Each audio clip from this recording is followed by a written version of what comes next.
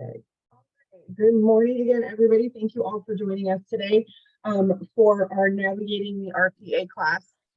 We're going to go over a couple things today. Some of you may have picked up a packet in the office at the front desk. If you haven't, it's okay. It's not the end of the world. Just know that these are available at all of the offices, including Yucca Valley. And if you don't have one or aren't going to be in the office for a while and want me to drop one in the mail to you, I'm happy to do that. I'm just sometimes a little hesitant to give these out without the class because they're wonderful and it's great to have all the material. But a lot of times, if you haven't been through the actual presentation of how we use it, it doesn't always make as much sense or doesn't connect. So thank you to those of you that are here today, that are spending your time investing on your business. Before we get started, I do just want to share next week, same time, we're going to be doing the business planning clinic. So I hope to see all of you there, and we're going to be recording that session as well. But we just want to make sure that we let you know next week from on Wednesday from 11 to 1, we will be doing our business planning session. So we'll hope to see you all there for that. So let's go ahead and get started. I'm going to get started by sharing my screen, and I'm going to go over kind of the contents of the packet that we have, and I'm also going to go over how I use the packet and what we've done in the past to put this in front of clients, whether it be that you're representing a buyer or seller. I find that once we've negotiated the terms of the contract and we have a fully executed contract, we send that over to escrow, we copy our TC, but many times we don't really have any more communication with the client other than we've opened escrow and get your wire in. And I think sometimes what that leaves the client to do is to guess at what the next steps are. And we never want the client guessing. We just want them to be following what we're doing. And we want them to follow our lead, and we want to set the example for them. So for myself, I know that when I don't know what's going on, I get uncomfortable and I do start to try to figure things out on my own. And when I have a clear path in front of me, it makes me a whole lot less, it gives me less anxiety and makes me less likely to go out and venture out on my own with my own ideas about how this should be done. So I've found that putting this packet in front of any buyer or seller once you open escrow really helps them to understand the process, helps you with your communication, what the next steps are going to be, when the next time is that you're going to hear from me, and allows them to sort of just follow along the process a little bit easier. So we'll get started. The first thing that I've included in the very front page in the packet on the left-hand side, and we're going to start, if you're looking at the packet, we're going to start on the left-hand side over here, and we're going to kind of go through the materials that are in the packet, and then we'll go through the right-hand side, and then I'll give you some tips on how you should fill all of these things out and what you should do to really make sure you've got a strong contract, and then how to navigate through the challenges that might come up using the contract. So we'll just go ahead and get started with this piece at the beginning here. Once you've negotiated the terms of the contract and all parties have agreed and you have an accepted offer, now you open escrow. And then what happens after that? Most people only experience that home buying process a few times in their life. So rather than leaving it to your client to guess what happens next, today we're going to discuss how to guide them through the transaction and address all of their concerns along the way. And by the end of this process, I'm hoping that all of you will have a clear understanding of what steps you should take after you open escrow, how to keep your buyers and sellers informed throughout the transaction, and then how to guide your clients through the sale purchase process and address all of their concerns as you go through. One thing you'll hear me say as we go through this is when is this a problem for you? It's when it's a problem for your client. If it's a concern of the client, it becomes a concern of ours, whatever it is, whether it's radon testing or, all kinds of other things, soil or geological issues, all those things become an issue when it's an issue for the client. And so we want to be, I'm going to show you how to use some of the documents in our contracts to guide you through those specific challenges and any other challenge that may come up throughout the transaction. And another thing I want everybody to think about is that I know that a lot of you have asked for this material in PDF, and I have it in PDF, and you certainly can send it to your clients in PDF form. I think it's a great idea to do that. I am showing you all of this today in paper form because I think there is still something to be said for having something in your hand to be able to go to when there's a problem. And a lot of times finding that email or finding that information is a little more difficult than finding this green folder that I asked you to save for me and put on your kitchen counter somewhere. And we're going to talk about that part of it a little bit too.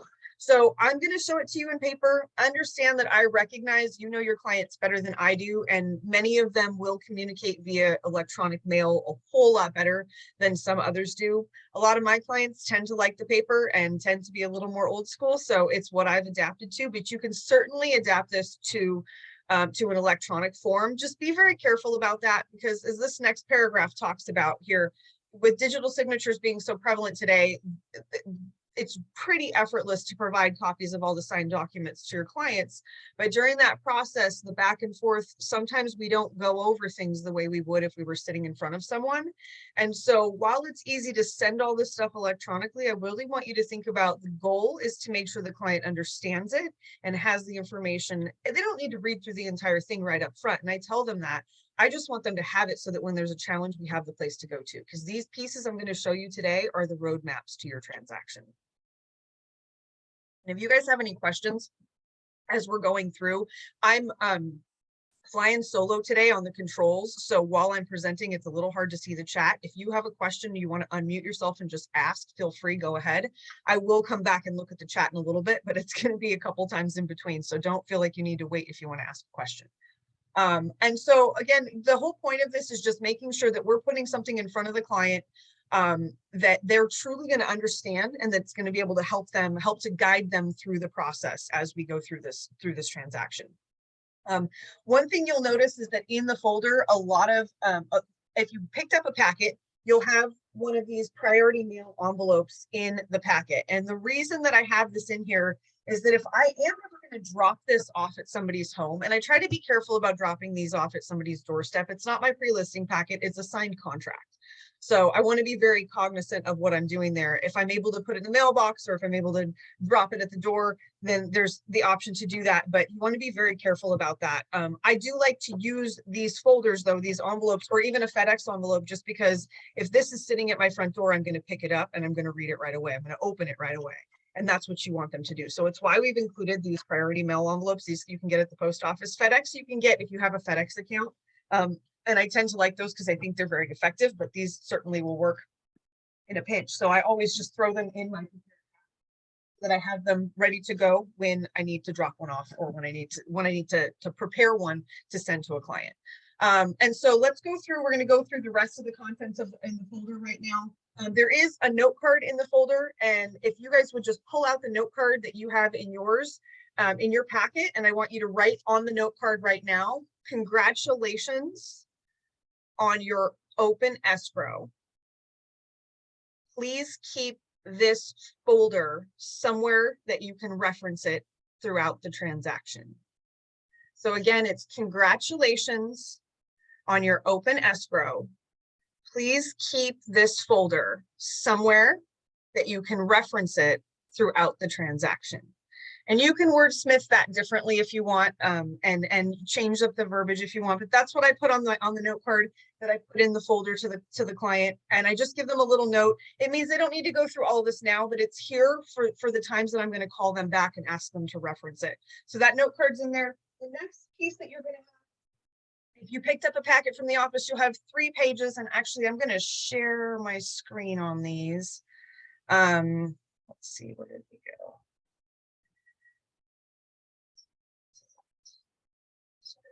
One sec here. I'm going to share my screen so you guys can see that. Let's go here. So this is the next piece that's in your folder. It's going to be the life of the transaction, and then you're going to have 2 blank calendar pages. They'll be for October and November. And the reason for that is the sample contract I've given you is dated October 3rd. So this is so that you can calendar out a transaction. But this first piece, if you look at the life of the transaction, this little sample calendar that I've given you, I'll tell you it's overly simplified. It's in 30 days, and very seldom do we have a actual 30-day close escrow, especially when there's a loan involved.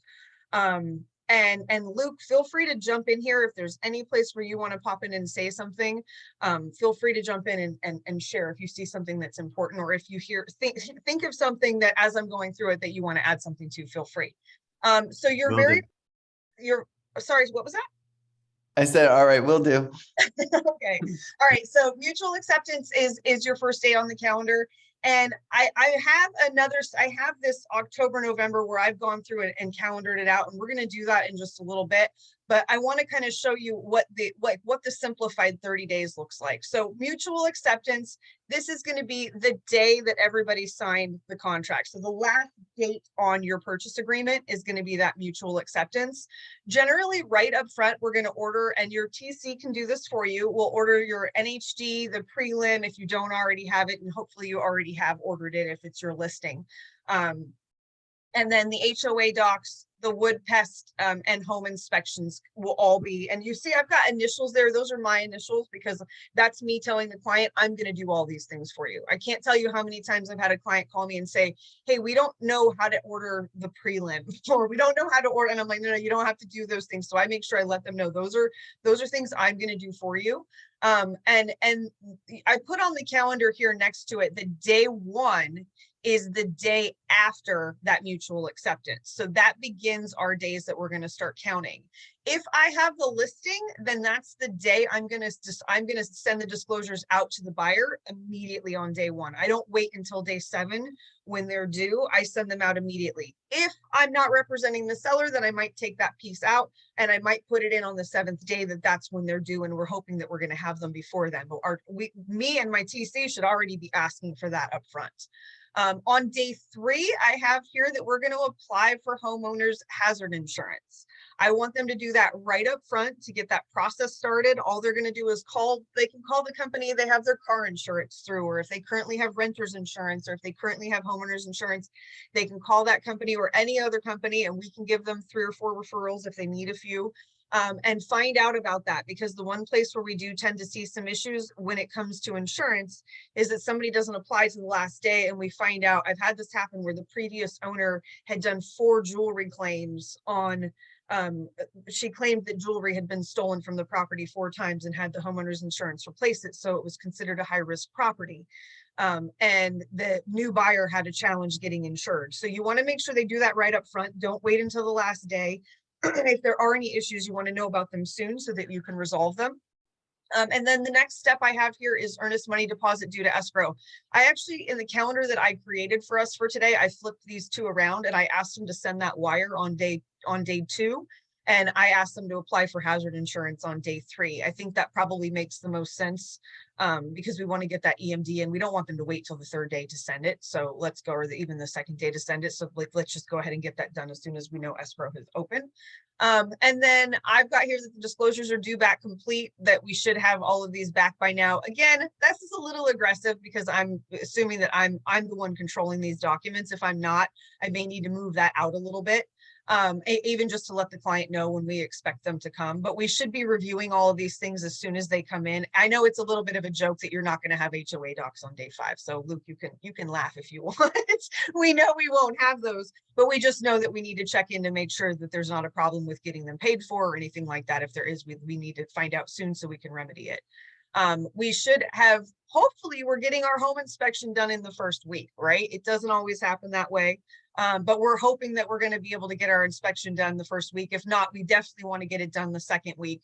And then I always remind my buyers to be present for the summary at the end. If they want to be present at the inspection, they don't have to be. The inspector can call them afterwards and review the findings with them. And if not, then they can come for the end piece of it. That way we let the inspector do his job, and then he can walk you around and show you the issues that he found, and we can do additional inspections if we feel that's necessary. We generally want to see that wood pest inspection completed here in the 1st or 2nd week. And I think I just moved it here because every other day had something in it. And then we're negotiating our request for repair. So this is just our reminder that about a week before we're supposed to remove contingencies, I'm hoping that I have all of my inspections done. If not, like, I know this is already in the red and I should be getting it completed so that I can pull together a request for repair. If I'm representing the seller, it's reaching out to the buyer's agent saying, hey, how's everything going with the inspections? You know, is there anything that's standing out to you right now? That way I can maybe just kind of get ready for it if there is anything. Some agents will tell you, some agents won't have the conversation because they want to see everything first. But I'm always trying to get ahead of it if I possibly can. And then we have on day 17, we're going to remove contingencies. I have inspection and appraisal in here, and I have removing the loan on day 7 or on day 21. And that's not what's in the contract anymore. It's all on day 17. So we have removing all of our contingencies on day 17. And then on day 18, I'm going to order the home warranty. And I generally don't do that until after we've removed contingencies, because now I know everything's going to go through. I'll order the home warranty and get it ready to go. It can be ordered before, and some TCs just jump on it and get it all done right away. It was just my personal policy not to do it until after we remove contingencies, because then I didn't have to cancel one if a deal canceled. So hopefully by now we've already removed our loan and appraisal contingency, and that's where your escrow office or your lender is going to come in. You and I aren't going to make the choice to remove an appraisal or a loan contingency. We're going to get that approval from the lender. So anytime it's time to remove a loan contingency, I'm going to call the lender. And if the lender doesn't give me an emphatic yes, then I'm going to work on an extension and start working on how much time do we need to get this figured out. So that we make sure that we've got everything lined up and we stay in contract throughout the entire transaction. And then I have in here that they're going to sign their closing disclosure, that it will be sent to the buyer by the lender, and that they will get that. Generally, it needs to be 3 days prior to signing loan docs. And I have in here that sometime during this week, they're going to sign escrow docs if they haven't already. And we're doing our final walkthrough somewhere in here as well. Generally, that's 5 days prior to close. But sometimes we need to have a little flexibility on that. So I always like to tell them these 2 things are generally going to be happening in the last week. Luke, can you share with us, when do you have clients sign loan or escrow docs? You have them signed right up front, don't you? You don't wait until the last week like most escrow companies do. Oh, you're muted. You're muted. We can't hear you. I'm sorry, there we go. Okay. All right. So we send out our escrow instructions the day we get the earnest money deposit, because that's technically when like everything's going. Sure. So with like loan docs, I know there is some escrow companies that will send out all their escrow instructions and whatnot with the loan docs, but I mean, to be proper, we're escrow, so we have to go off of written instructions. So we need those kind of in advance. Okay, good. Based off of your chart you have here, it's very detailed. I do want to add in there though, solar. If your property has solar on it, you should like right from the jump already have their contact info. That way we always advise to our buyer, if the solar is leased or if there's a payment on it, if they're taking over that buyer, as soon as they send in their earnest money deposit, they should be reaching out to that solar company to get that process going. Yes, absolutely. That is definitely much more prevalent now than it was maybe even 5 years ago. Yeah, because some solar companies right now, they are getting backed up because they're right now solar interest rates are like 2.9%. And as of next month, they're projected to go up as high as 8%. So right now, all the solar companies are backed up on just their processing time. It's actually a horrible situation. That's really good. Every time I do this class, I ask everybody to go through this calendar with me. And every single time I make changes based on new things that are happening. And I don't know how I don't have solar on there already, but it's on here now. I'm going to add it into the process that if there's solar, they need to jump on that. That'll be in the first week as well. Yeah, I like absolutely. that. So our clients should expect that when they're doing escrow with you, the escrow docs are generally going to be signed probably in the first or second week that you have the escrow. Yeah. Okay. We have to have them all signed back. Technically, we'll send them out on the 3rd day. Once by the day the earnest money deposit is due, we send them out same day, if not the next business morning, and then we have to have those back within 5 days. Now, the seller notary documents, those ones, we are a little bit more lenient on those, but those ones typically we have to, if the client's like overseas or something like that, we have to make arrangements to have an actual notary go and sign those documents with them. But again, we just pump those out as soon as we get the escrow going.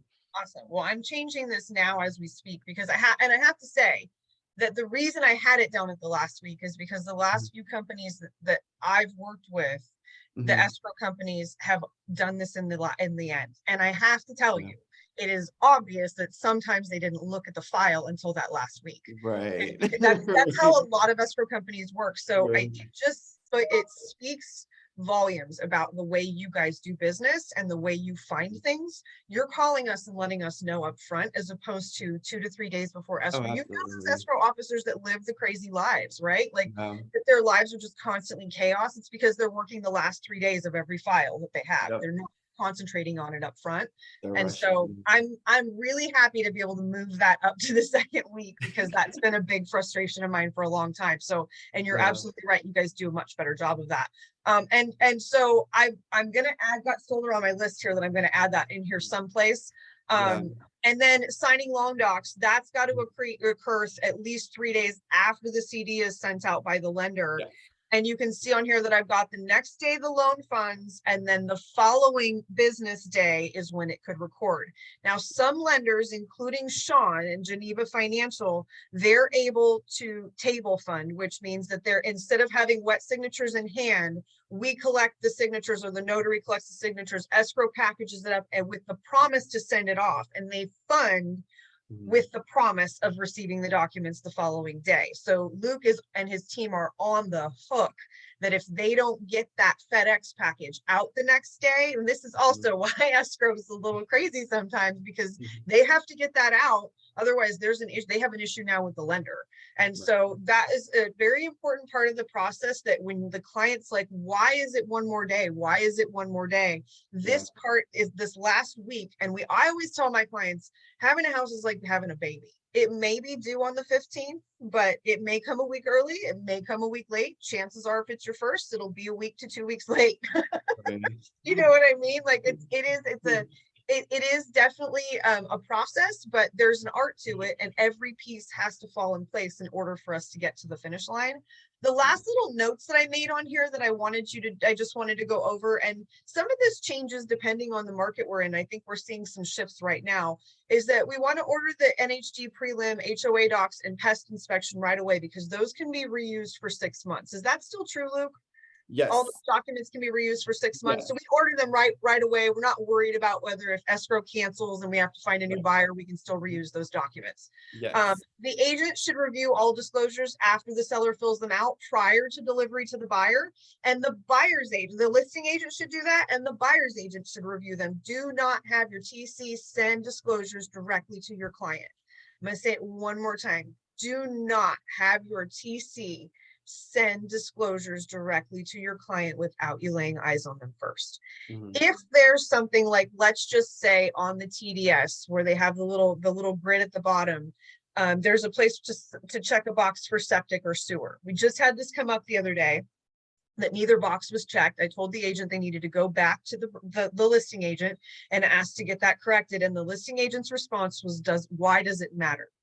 And my response is, because the buyer deserves to know where it goes. yeah, And you all know what I'm talking about when I'm referring to it. If you're buying a home, you need to know whether it's sewer or septic, because you need to know where it goes. If there's an issue with that, then we need to resolve it. If there's all kinds of things that could happen, and those things can be the remedies can be very expensive. They can be in the tens of thousands of dollars. And so my answer is, if somebody asks me, do I have to check this every time? And my answer is, every time you don't want to be sued for it. And every time you don't want to have to pay for the remedy. So yes, we need to be very careful about that. And making sure that we review those disclosures. And if there's anything that's not checked or not filled out, do not put it in front of the buyer. Send it back to the other side and make sure that it gets corrected before you put it in front of the client. That's our responsibility. That's the due diligence and the fiduciary responsibility that we have to our clients, is that we're reviewing those things and making sure they're complete and that all the answers that should be there are. If we're not doing that, then we risk putting ourselves in a position to have some exposure if there's a challenge. And another thing that I want you guys to think about right now, we don't have this issue right now with appraisals, but an appraisal in the RUB market, an appraisal ordered too soon may cause a loss to the buyer if a request for repair doesn't go through. So, and this isn't always the case, but and because the appraisal is ordered by the lender, you always want to communicate with them often about what's happening there. And the same can be said for the home inspection ordered too early when we think there's an issue with value.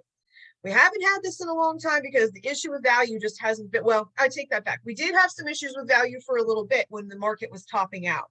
Now that we're on the other side of it, appraisals are coming in sometimes to $100,000 to $200,000 higher than the asking price, or than the agreed upon price. So that's not too much of an issue, but watch closely for market shifts, because you want to be very careful that if you think that there's challenges with the property and there's requests for repairs that may not go through, if they've already paid for the appraisal, you might want to wait to ask the lender to get the appraisal done after the home inspection is done.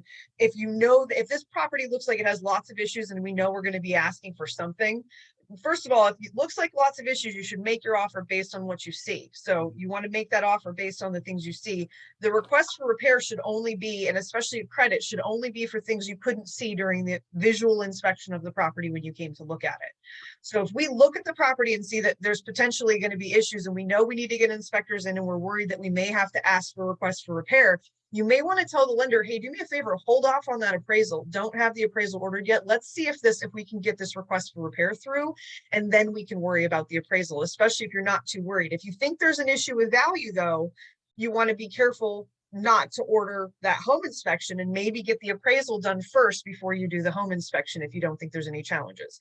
I never want a client to be upset, and I've had clients upset that they spent $500. One of them was angry that he spent $500. We found out there was an issue with the roof, and we called in a roof inspector, and we canceled escrow. And he was like, well, that was a waste of money. And I'm like, no, that was the best $500 you ever spent. It just stopped you from spending $400,000 on something that needed a new roof. So remember, this is the cost of going out and purchasing a home, is doing these investigations. And sometimes that money is not just spent to tell you everything's okay. Sometimes it's spent to tell you to walk away. And so watch those things right now, because we are in a shifting market. You never know what you're going to see next. Can I add to that? Yeah, please.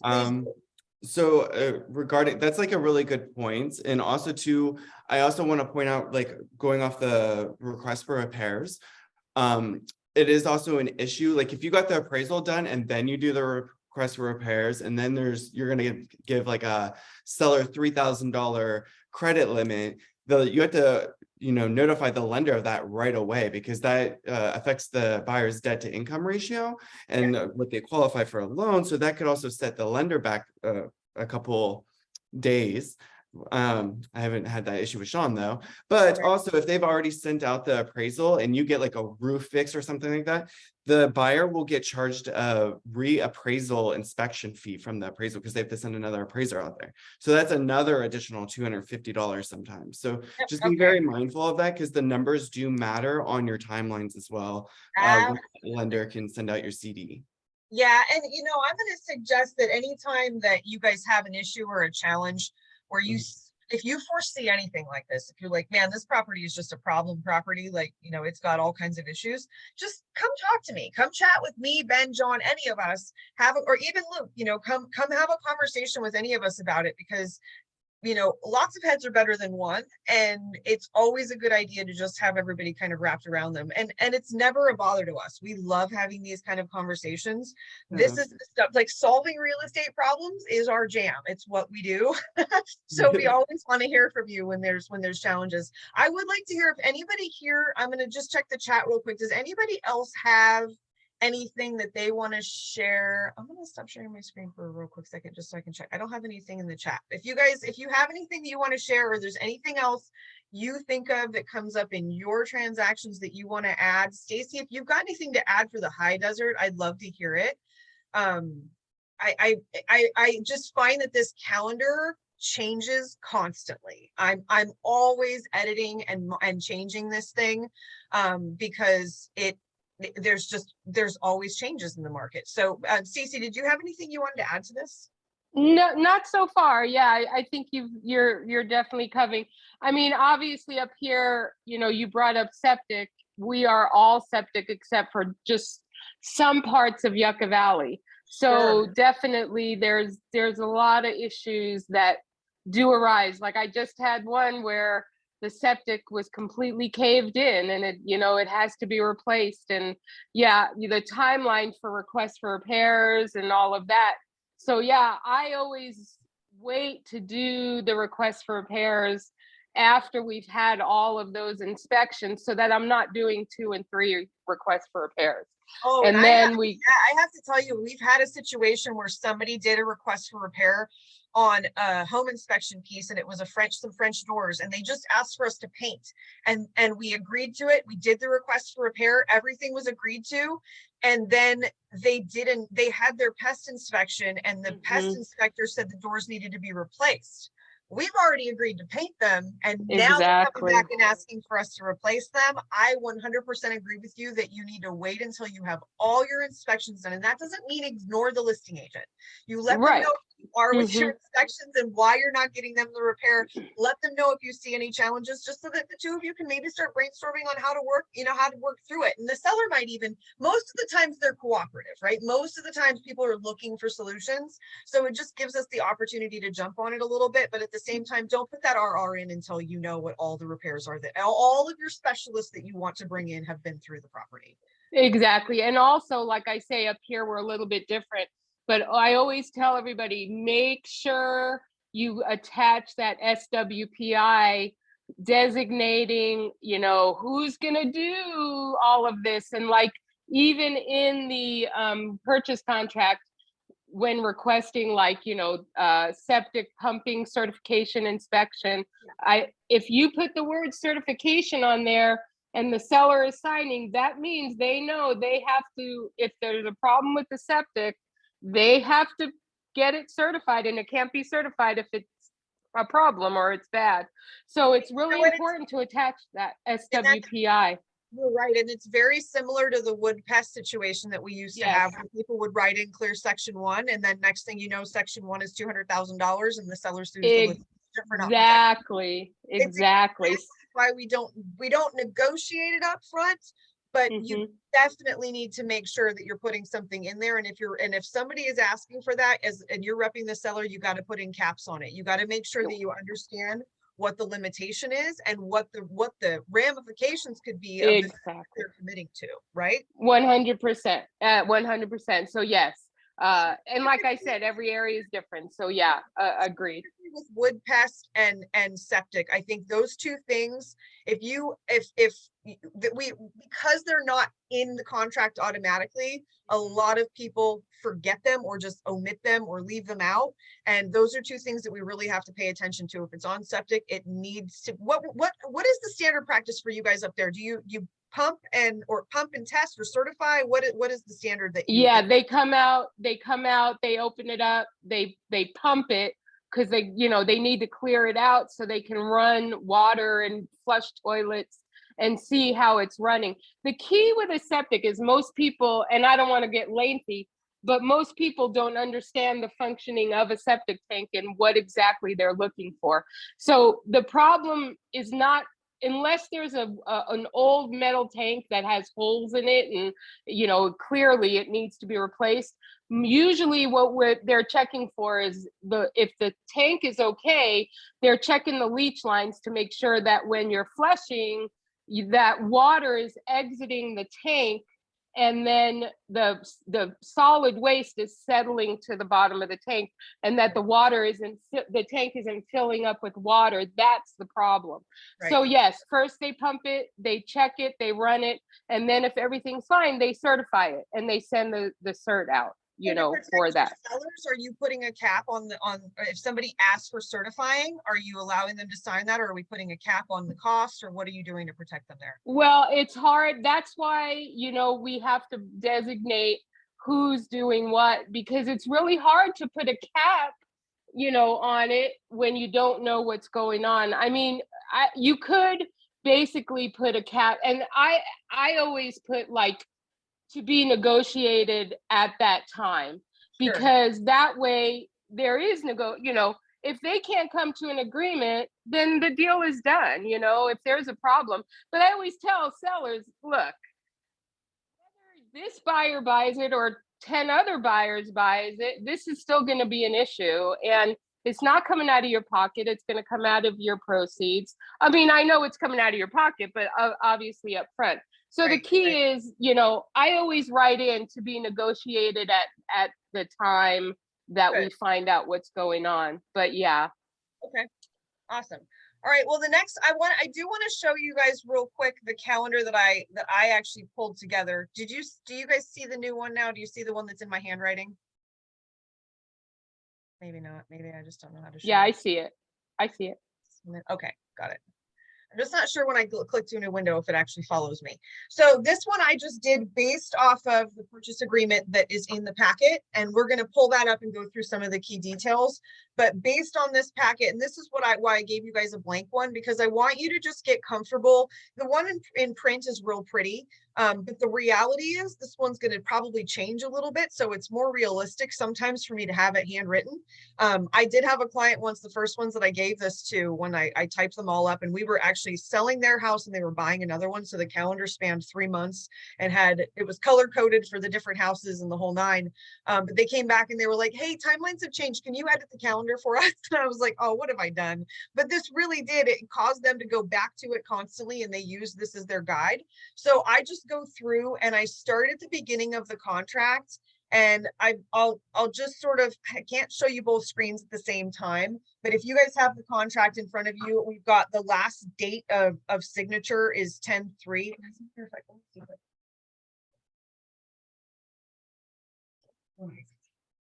front of me, and I'm going to pull the contract up so we can kind of go through it together real quick. But I do have day one is when we opened escrow. I want them to send their initial deposit, order their homeowner's insurance. Right here, I'm going to put in check solar, give me the contract, get the contract just for solar to me. If I'm the listing agent, I should already have it, and it should be just, again, along with those disclosures that I'm going to send over.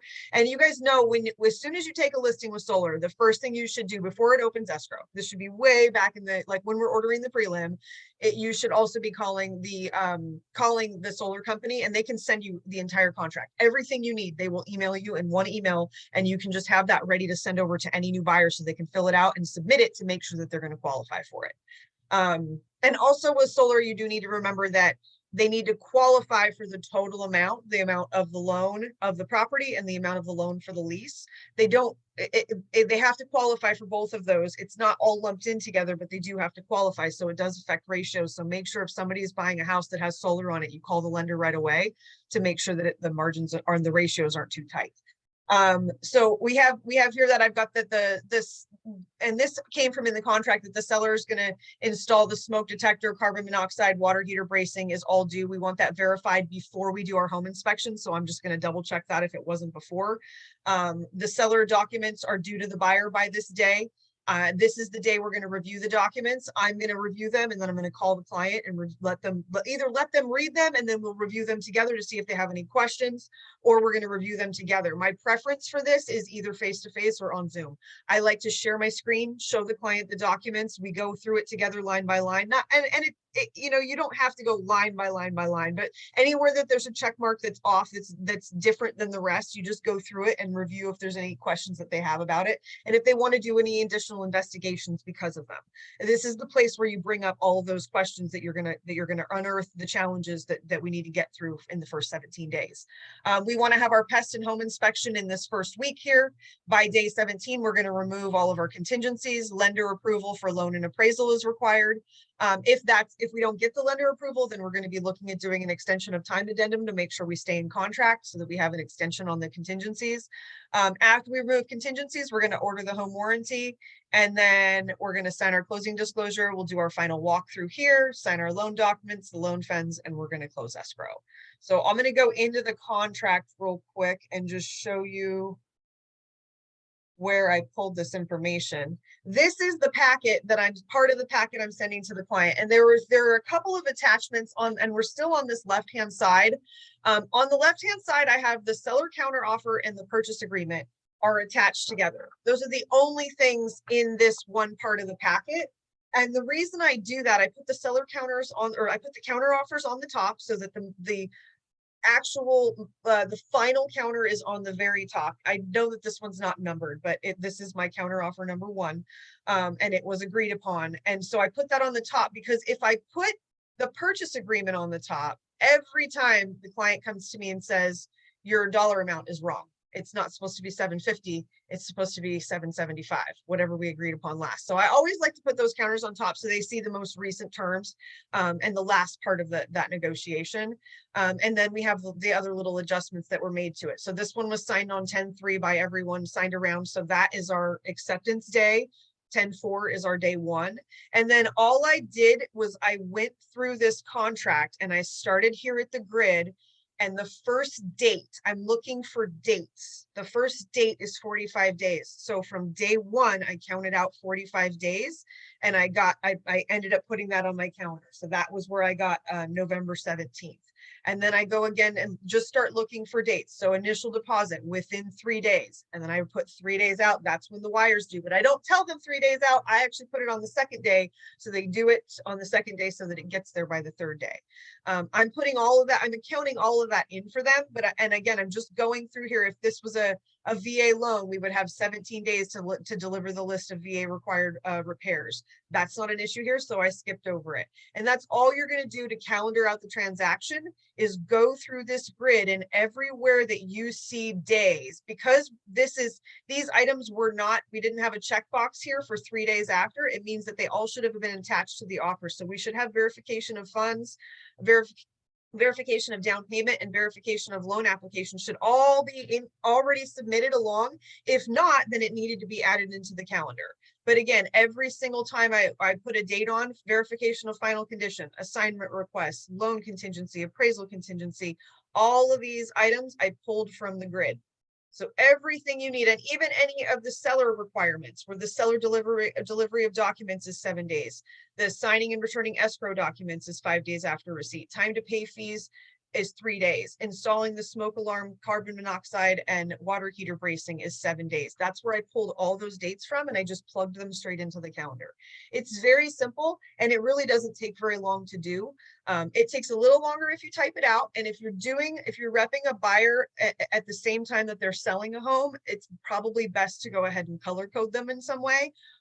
So that they have everything in one place, but it can get a little bit sketchy. So if you ever want to sit down and do this with me, if you want to do the first one with me, just call and make an appointment with me, or, look at my Calendly on my email signature, set an appointment, and we can sit down and do this in about 15-20 minutes. So you'll have something nice to be able to hand them.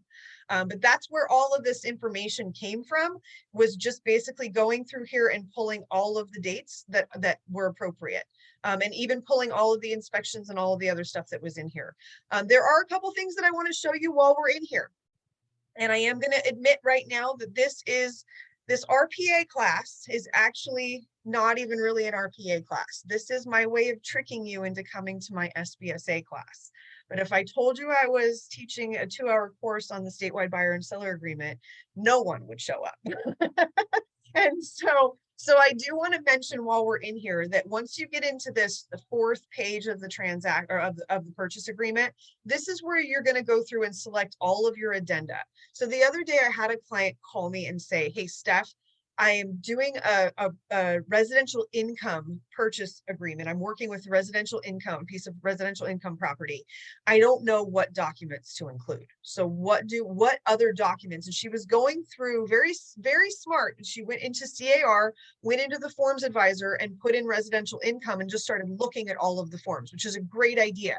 The thing you need to remember is that all of the additional forms you need are included in the purchase agreement. If it's a probate, you check probate and you use the CAR form PAPA. If it's a manufactured home, you check this box and you use form MHPA. It tells you what to do here. It's very simple as far as which documents need to be included. Sometimes we find reason to use other documents, but in most cases, everything you need is going to be in this section 4 as to all of the documents that you're going to add.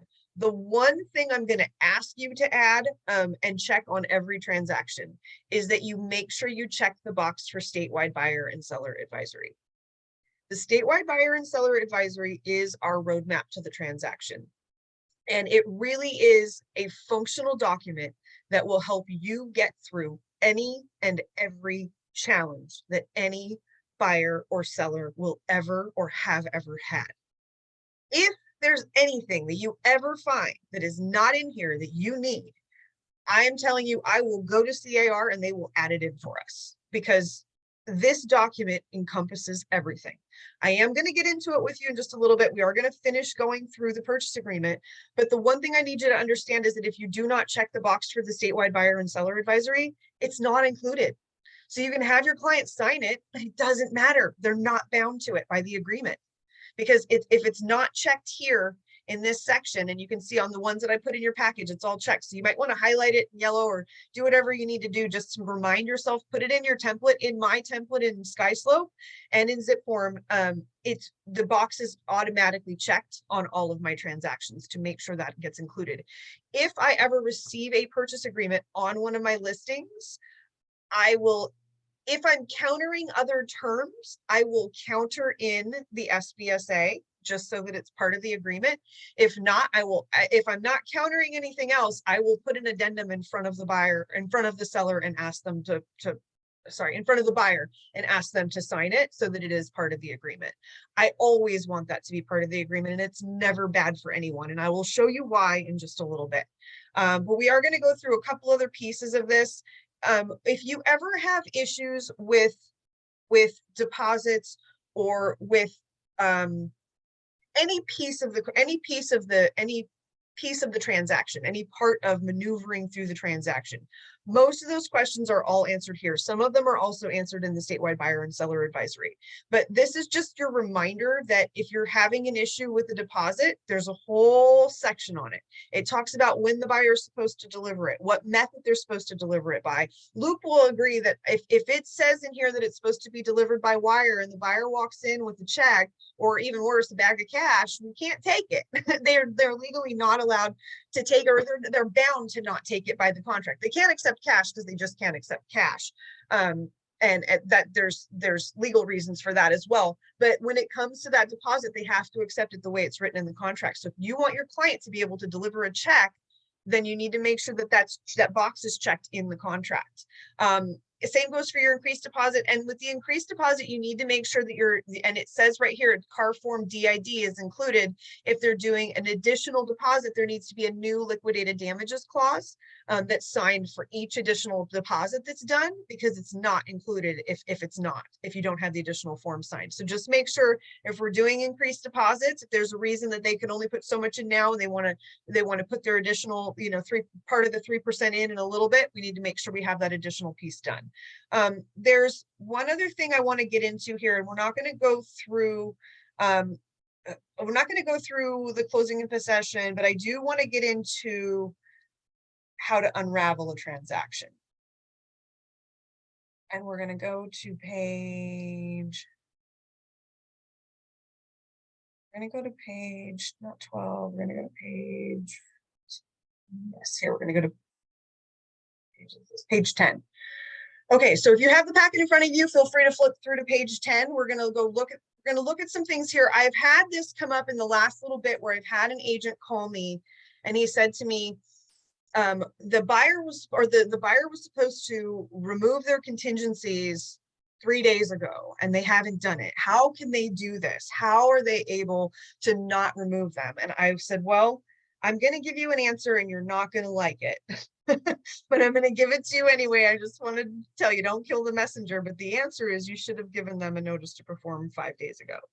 And so let's do it now. And there was some frustration because the seller was frustrated that this wasn't happening. This was the family member of this particular agent, which does not make the situation any easier.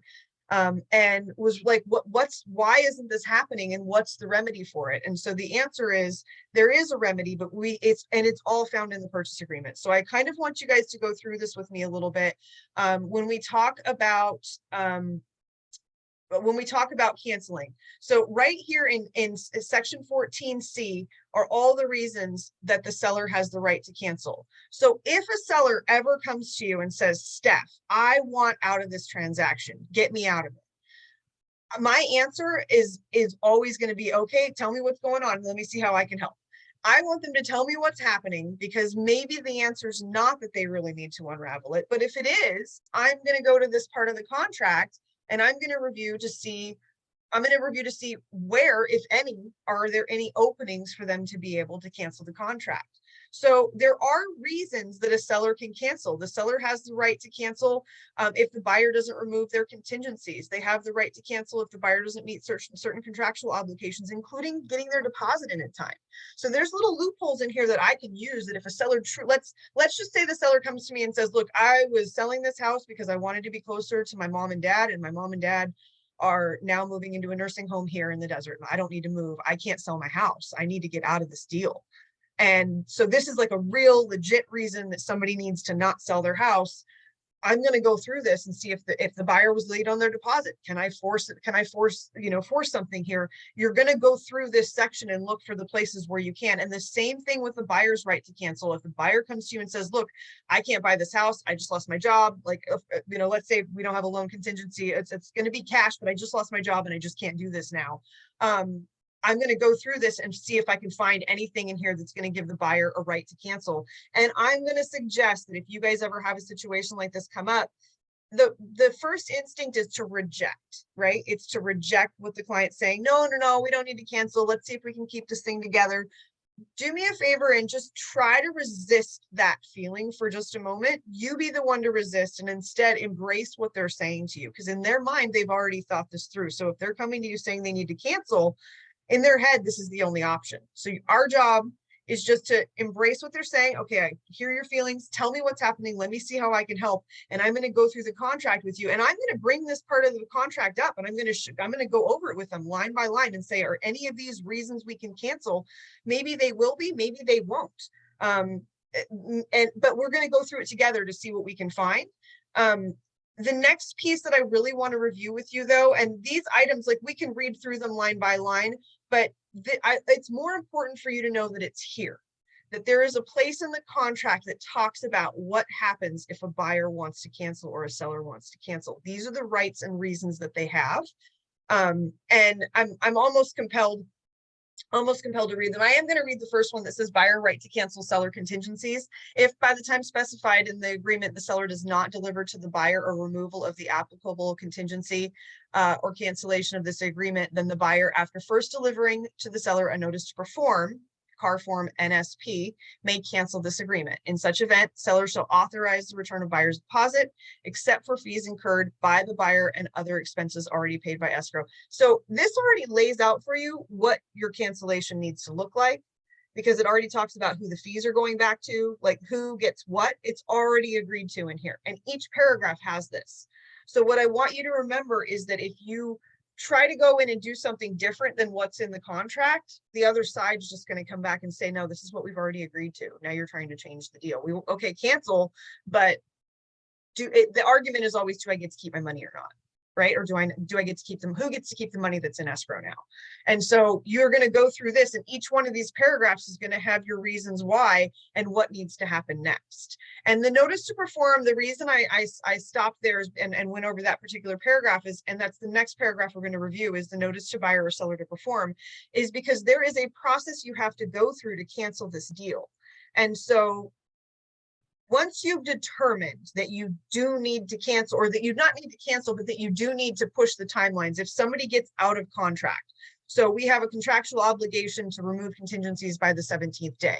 If it's the 19th day and that still hasn't happened, what are we doing to move this forward, right? And so this is the next section we are going to read. We are going to read section, what is this? Section 14E, notice to buyer or seller to perform.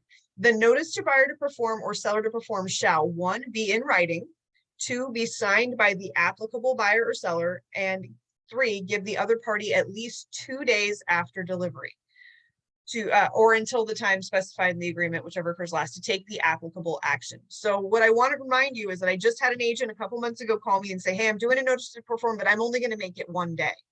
You've already agreed to 2 days in the contract. If you make it 1 day on your notice to perform, that notice to perform is null and void. It's like you never sent it and the timeline never started. So you have to start all over again. And unfortunately, it normally takes people 2 or 3 days to figure out they did it wrong. And so now they're even further behind in the timeline.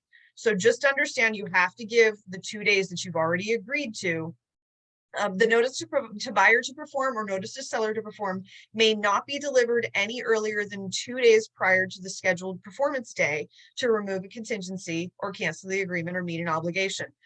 I want to specify this part because this has come up a couple times too, where somebody has not delivered the notice to perform until the 17th day. Now, it doesn't mean that you need to provide a notice to perform every time on the 15th day. But I will say that if you get a whisper that something isn't going right, or you're just not like, hey, how are the inspections going? And you're hearing nothing, I would suggest that it might not be a bad idea to do that notice to perform on the 15th day, because you can give it 2 days prior. So give it on the 15th. And, you know, some agents get spun out over a notice to perform. And my answer is, if somebody freaks out over it, again, I'm not going to reject it. I'm just going to let them come at me and say, hey, this is like no harm, no foul. I'm just not getting the great feeling and I haven't heard from you on what's happening. So we just want to make sure you know that by the 17th day, we're expecting you to remove those contingencies. So please have a conversation with us now if there's anything that you think is going to delay that. It just keeps everybody on the timelines. And so know that you have the power. You can send it on the 17th day and it gives them to the 19th day now to remove that contingency. And that's how we normally do it, to be candid. Because most of us aren't anticipating that there's going to be a problem with every transaction. And generally there's not. In most cases, people remove their contingencies on the 17th day. Sometimes it's the 18th because as agents, we didn't get everything signed around and passed over as we should. And sometimes it's the client's issue, but generally it's not a problem. But if you get a whisper or get a feeling that, hey, I'm just not sure that I'm going to get that contingency removal on day 17, go ahead and shoot off the notice to perform to make sure that you're prepared and that the timelines have started. The next part is the demand to close escrow, and you do have the effective removal of contingencies. So removal of buyer contingencies, if a buyer removes a contingency or cancellation right, unless otherwise agreed, the buyer shall conclusively be deemed to have completed all investigations and reviews of reports and other applicable information, disclosures pertaining to the contingency or right, has elected to proceed with the transaction, and has assumed all liability and responsibility for expense of non-delivery of any report, disclosures, or information outside of the seller's control. And then for removal of seller contingencies, and these are less frequent that these happen, that we have a seller that has contingencies in place. But if the seller removes any contingency or cancellation right, unless otherwise agreed, the seller shall conclusively be deemed to have satisfied themselves, elected to proceed, and given up any right to cancel this agreement. So I have had a couple people in the last few months ask for some verbiage like this, and I had to remind them that it's specifically already in the contract that once they remove contingencies, they are relinquishing relinquishing their right to cancel and not move forward with the deal for those reasons. And then your demand to close escrow. So once you've sent the notice to perform, what I've seen happen in the past is the demand to close gets sent, but the notice to perform didn't happen. And so I want us to review the demand to close escrow. Before a buyer or seller may cancel this agreement for failure of the other party to close escrow, the buyer or seller must first deliver to the other party a demand to close escrows, CAR form DCE. The DCE shall be signed by the applicable party. Give the other party at least 3 days after close of escrow. Give the applicable party at least 3 days after close of escrow. A DCE may not be delivered any earlier than 3 days prior to the scheduled performance day.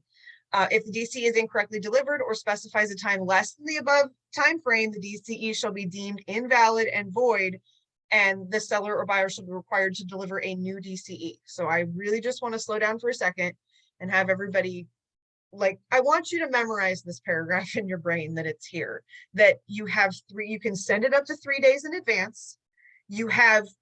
It must give them the 3 days that we've already agreed to in the contract to complete that, to close the escrow. And if you do it improperly, it's null and void. It's like it never happened. And so just be very careful about that. If you feel the need to use a notice to perform, call me. If you feel the need to use a demand to close escrow, call me. There's no reason why we can't just have a quick conversation about it. Just make sure you've got all your ducks in a row and all the I's dotted and T's crossed so that you don't have to do it twice. I will say I've had to do it twice. in the past, there has been a time where I have sent out a demand to close and did not know that I needed to send a notice to perform. It was many, many years ago, but I have done it and I have seen others do it. And so just know that this section of the contract is really important for you for navigating if somebody does truly want to cancel.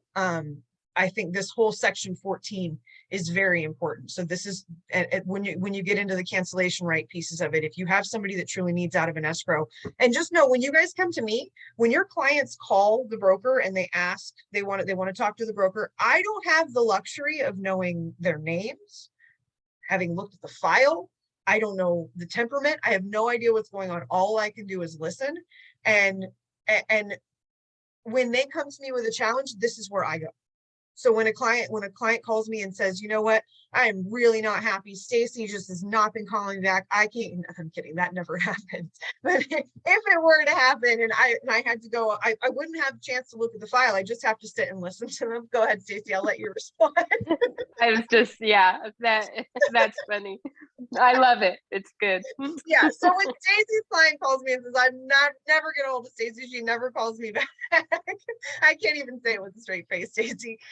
This is where I'm going to go in the contract. If I don't know anything about it, anything about the transaction, this is where I go to figure out what needs to happen next. There's other parts in here about verification of condition, brokers and agents and all of that stuff. These parts are important when they're important, but in all honesty, as long as you're checking the boxes on scroll back to it. As long as you're checking your boxes on this page, on page 4, and going through and making sure that you've got everything in here that you need and that you've pulled all the additional documentation, you generally most of that is covered. The part that I want to get to now, I think I'm gonna move beyond the purchase agreement because we've already reviewed most of this. There's some like your definitions and terms. When it comes to counting days, this paragraph really does come in handy. This is the section where you need to go when you're trying to figure out if it's business days, calendar days, when you get to skip a day, when you don't. This section will really help you with that. But the part that I really want to cover with you guys today is the SBSA, because now that we've checked the box, and you can see this section of this packet was just the purchase agreement and the Stephanie? Yeah. The screen showing your calendar. Oh, shoot.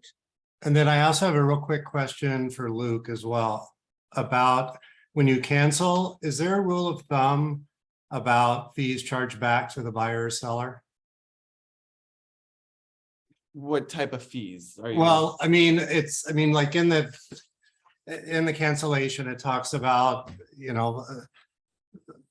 deposit refunded less any fees due to escrow. I mean, I had one I had to cancel. It was during the inspection period. There was like structural issues.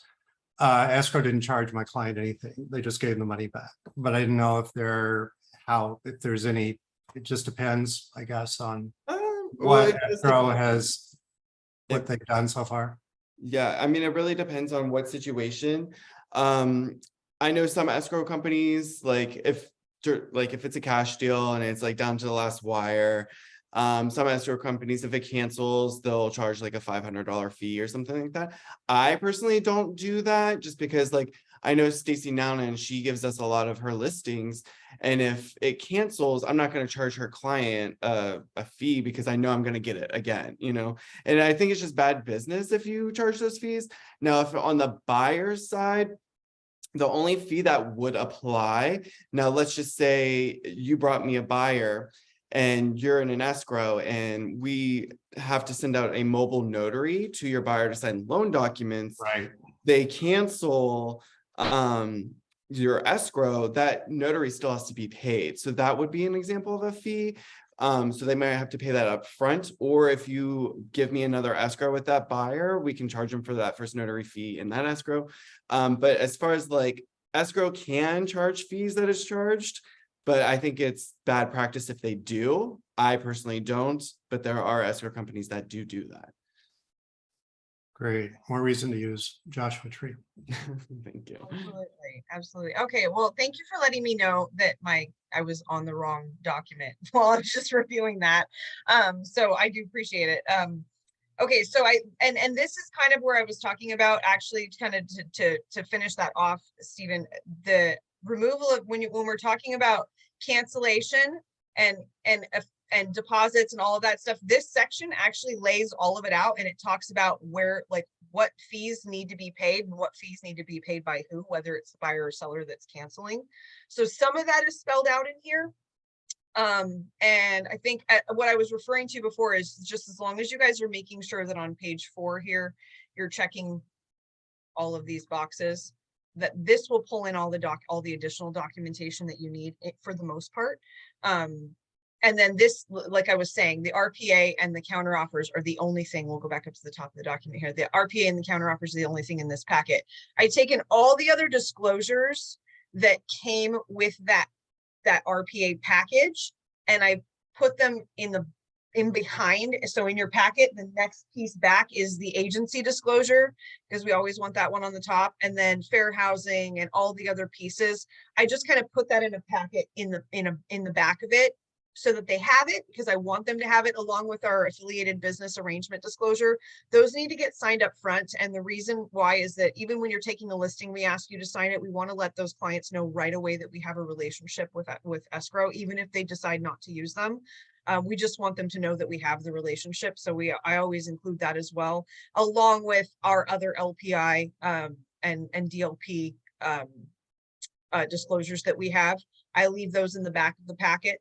The next piece though, and this, so I'm moving now over to the right side of the packet, and what's on the right side of it, the right behind the note card that you got is, and I've sort of changed this up. It used to be the SBSA. You'll notice if you're looking at the packet now, and let me go to that screen now. Are you guys seeing the buyer investigation advisory on the screen? You can just nod if you see it. No? Yes. Okay, got it.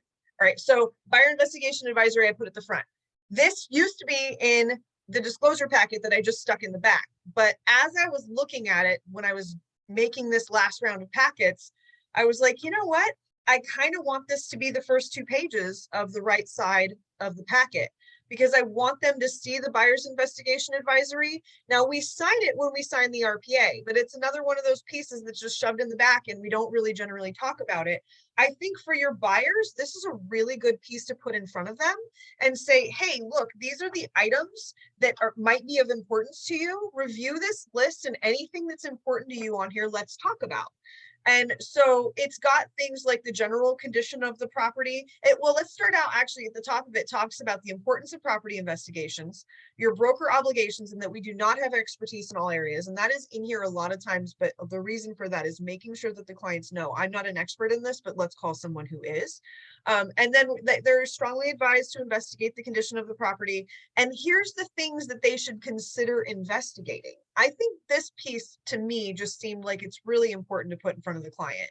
So the general condition of the property, its systems and components, so including roof, plumbing, heating systems, electrical, mechanical, all kinds of stuff that can be considered. Square footage and boundaries, if that's important to somebody, then they are going to want to verify that and make sure that they can generally be verified by the appraiser, but they're going to want to verify that information. It's also one of our LPI and DLP disclosures, because of we've just had issues with square footage in the past. So that's how disclosures are born, out of challenges that we've had. Wood destroying pests, again, because this is not part of the purchase agreement anymore, and it hasn't been for a long time. I make myself sound really old when I say that, but it used to be automatically negotiated into the purchase agreement that who paid for the pest inspection, and then who paid for the repairs. And all of that comes later now. It's not anywhere in the purchase agreement. So sometimes if we don't bring it up to the client, they don't think about it. And man, we've had some issues just in the last little bit with some agents who've sold some homes out of the Coachella Valley, closer to LA, and the pest issues have been prevalent. So it's just something that you guys, I want to make sure you're aware of. And Stacey, I saw you unmuted yourself. Do you have something to add for the high desert? Yeah, and I was gonna say, you're bringing up a good point, and I was gonna mention it before, because agents that come from LA or other areas, they have no clue. Like, we're so unique up here, even to you guys down in Lower Desert. It really is different up here. And Yeah. they have no clue of a septic tank. They have zero. So when a lot of times we get an offer from an LA agent and none of these boxes are checked, or they're not asking for the septic to be inspected or looked at or anything. They're not in there. Now, Right. listing agent, I could be a B and go, oh, well, you didn't check the box. So I guess, we don't have to do that, but I don't. And I usually, You and I both know that it's going to come back on our seller, and we're gonna 100%. And it's going to cause a big deal, and potentially could cause legal action, because a buyer is not going to lay down and just, okay, I guess it's okay. And so I will always let them know, hey, you don't really know the area, and I noticed you did not check this box and you did not ask, you might wanna, and I explain to them. So what you're saying is very important when you're dealing with out of area agents that are writing offers for our area. We have to look at it and read it. And as a matter of fact, you're leading us into the whole reason I do this. It's about the local area disclosures. And so we're going to get into that in a little bit, but this actually takes me down to the next section, which is soil stability.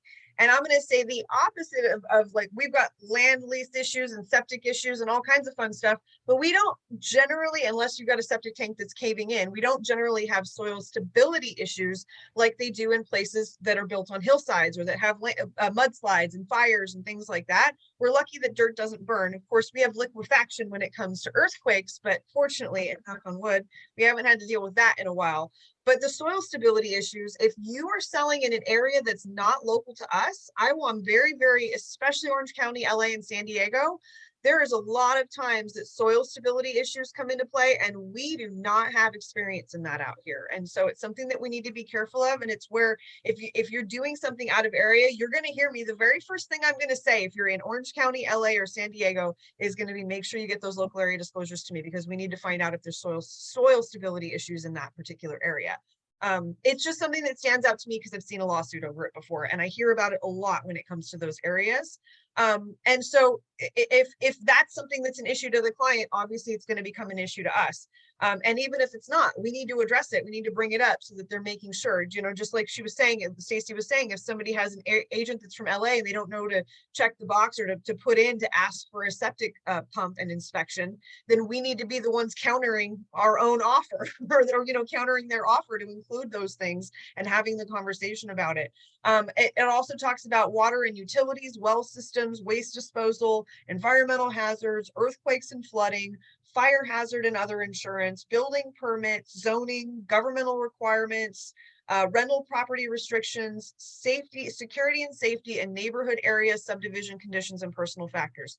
This, I think, is just a good document if you're looking for a reason to get in front of your buyer. And I know once you open escrow, not everybody's looking for reasons, but I think you should still be looking for reasons to get in front of them. This would be a great way to start your escrow and say, okay, now we're in escrow. I want to go over all the things that could be concerns to you and tell me which of these are areas of concern to you. Have any of you guys heard of the couple that bought, it's been on the news locally, the couple that bought a house in Cathedral City, and after they closed escrow, they moved in the very first night, they realized that every time a truck drove by their back of their whole house shook. And they were trying to get the city to make a bunch of changes. They were trying to sue the seller for not disclosing that there was the noise. All of these things, like, this is stuff that you need to sit down and have conversations with. And I think the challenge for this particular couple was that they were trying to have a baby. She got pregnant. They wanted to move into this house to have their baby sleep, have their baby like taken care of in, and the baby couldn't sleep in the house.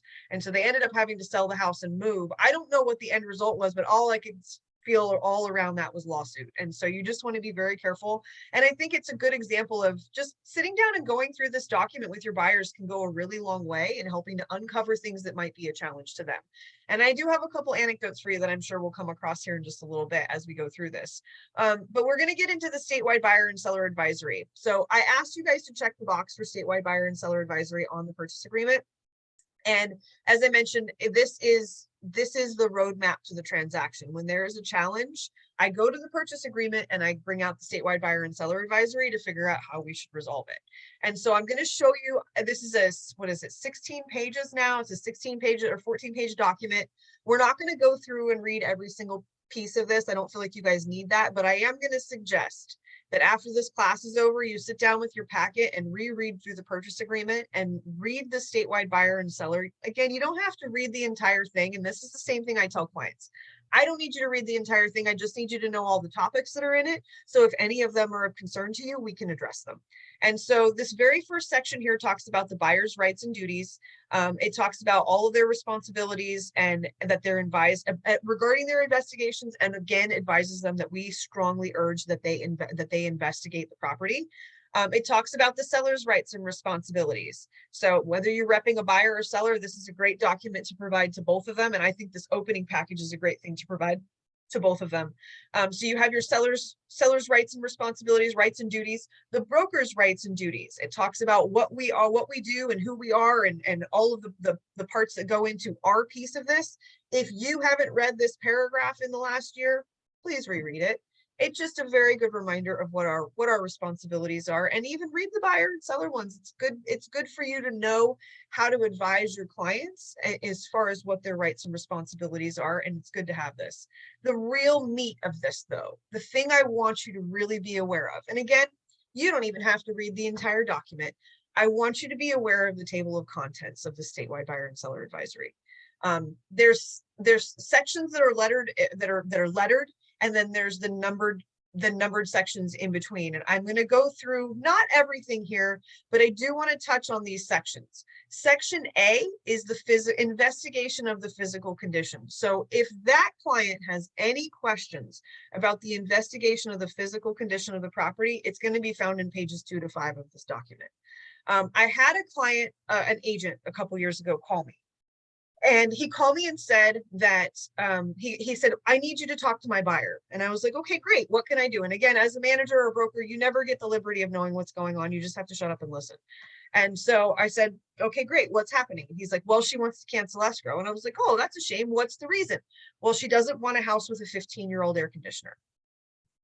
And I said, okay, well, how old is the air conditioner? And he said 15 years old. And I was like, well, it sounds like there's a problem. So my next question was, what is it about a 15-year-old air conditioner that concerns her? And he said, she's concerned that it's going to go out. She's concerned that it's going to die. Now, I will tell you, the air conditioner in my home is 17 years old. I put it in. I don't have any issues with it. I'm not nervous about it. I'm not worried about it. And that was how he felt. He was like, no, it's no big deal. She just doesn't get it. I need you to tell her it's no big deal. And I'm like, oh, here's the problem. You're not listening. It is a big deal to her. So if she's really adamant about not owning a home with a 15-year-old air conditioner, this sounds like it's not the home for her. So let's talk about this. And we kind of went through the process. The seller was willing to offer 3 years of home warranty. We had an air conditioning guy come out, and actually what it really took, the air conditioning guy came out and gave the report, but it took getting her on the phone with the AC guy. Once she talked to him, and what I said, when she got on the phone with me, I said, look, I'm not going to try to make you do anything. If you don't want a house with a 15-year-old air conditioner, we don't want to sell you one. But what I will say is that I have an AC guy who lives in my neighborhood. And when I just sold a unit in my neighborhood that has a sticker on it that says that the unit was good for 25 years and it's 45 years old. And she kind of sat back in her chair, and I said, I know, I was surprised too. But you know what I found out is that the guy who lives in my neighborhood that's an AC guy has replaced the motor in that unit 3 times. It's still the same unit, still the same, all the same components, but he's replaced the motor in it. And so maybe it's a motor, maybe it's a condenser, maybe it's, it depends on what the pieces are. And we talked about it, and I said, let's get you on the phone with the air conditioning guy so that he can have, let's have a conversation, the 3 of us, so that he can tell us what the expectation is. And once she had the conversation with the air conditioning inspector, she was actually okay, and she moved forward with the transaction. And there was no strong arming, coercing, or anything like that.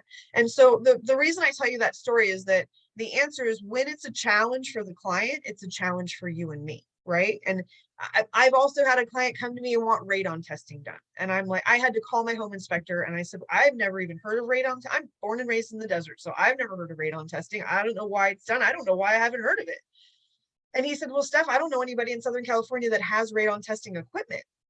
And so I asked him, I said, can you tell me why? Like, why is it important? Why is that something that's done back east? And he said, well, the ground freezes, and that's where it, you know, where radon is, where it collects and it's released once the ground thaws. And I said, okay. So I was able to explain that to her. We don't have basements. We don't have as much ground freezing. And I said, but let me get you on the phone. And I didn't try to give her the information, because the one thing I don't want to do is tell her, no, radon's not an issue here. That's the one thing I don't want to say, because it's not that radon's not an issue here. There could be radon. It's just not nearly as prevalent, and it's not something that's tested for as often. But if it's important to my client and she wants a radon test, she should get a radon test, right? And so that's actually, radon is one of the things in this list. So we're going to kind of go through some of this. The next piece is property use and ownership. So if they're looking at wanting to put on an ADU, or if they're looking at wanting to have horses or goats or whatever the thing is, there's lots of places in the desert you can do it, but you just need to know where that is. So whatever the uses that they want to have for the property, any of those conditions can be looked at through pages 5 to 8. Offsite neighborhood conditions. This is what I was talking about with that car driving behind the back of their house. Their house backs to, what is it, 30th Avenue. And when the cars drive down 30th Avenue, it shakes their house. Those issues can be found in pages 8 to 10. Legal requirements, federal, state, and local, all those can be found in 10 to 11. Contract related issues and terms, pages 11 to 12. Other factors affecting the property, basically this is like your ad hoc, anything else that we can't figure out where to put it goes in here. And then you also have local advisories and disclosures. And that, I think, is probably one of the most important pieces that I'm going to show you here in just a bit. So this next section here is just going through all of the things: accessory dwelling units, arbitration, building permits. It's in alphabetical order for you to be able to find the thing you're looking for. And then the thing I would like for you guys to do, and I think this is sort of it's a little bit of a dream, but at the same time, I think for those of you that want to be real practitioners of the business and that want to be able to think on your feet, and as I said in the advertisement for this class, for those of you that want to be able to think on your feet and that want to be able to help a client when a challenge comes up and know exactly where to go and what to do, this is the document. So what I would suggest that each of you do is go through, and again, I don't think you need to read the details of each paragraph, but just go through and read investigation of physical conditions, easement, access encroachments, environmental hazards, formaldehyde, geological hazards, inspections, mold. Every single challenge you can come up with is in here. This document is 14 pages because every single lawsuit that has come out of California is covered in these 14 pages. And I mean every single lawsuit.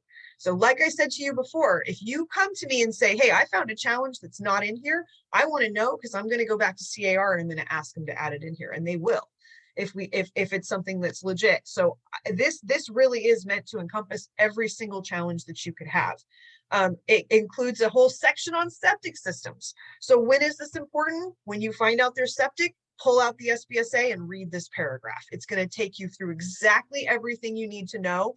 And you know what, Stacy, just in honor of you, I'm going to just read a portion of this because I want you guys to get a feel for, and actually, Stacy, do you mind reading it? If you don't mind, I would love for you to read it. I mean, we can stop at some point, but I would love for you to start reading this section because I want everybody to get a feel for the power that this document has and how it can actually guide you. So Stacey, if you want to unmute yourself, I would love for you to read section 8 here for me. Sure. So septic systems, buyer and seller are advised that a property may be served by one or more septic systems, even though adjoining properties are connected to the sewer line, which is exactly what's going on up here as well. Buyer and seller are also advised that some septic tanks and systems may have been abandoned or have leaked into the groundwater sources. Buyer is advised to contact the appropriate government agency to verify that the property is connected to a sewer or served by a septic system. If the property is served by a septic system, it may consist of a septic tank, cesspool, pits, leach lines, or a combination of such mechanisms, collectively system.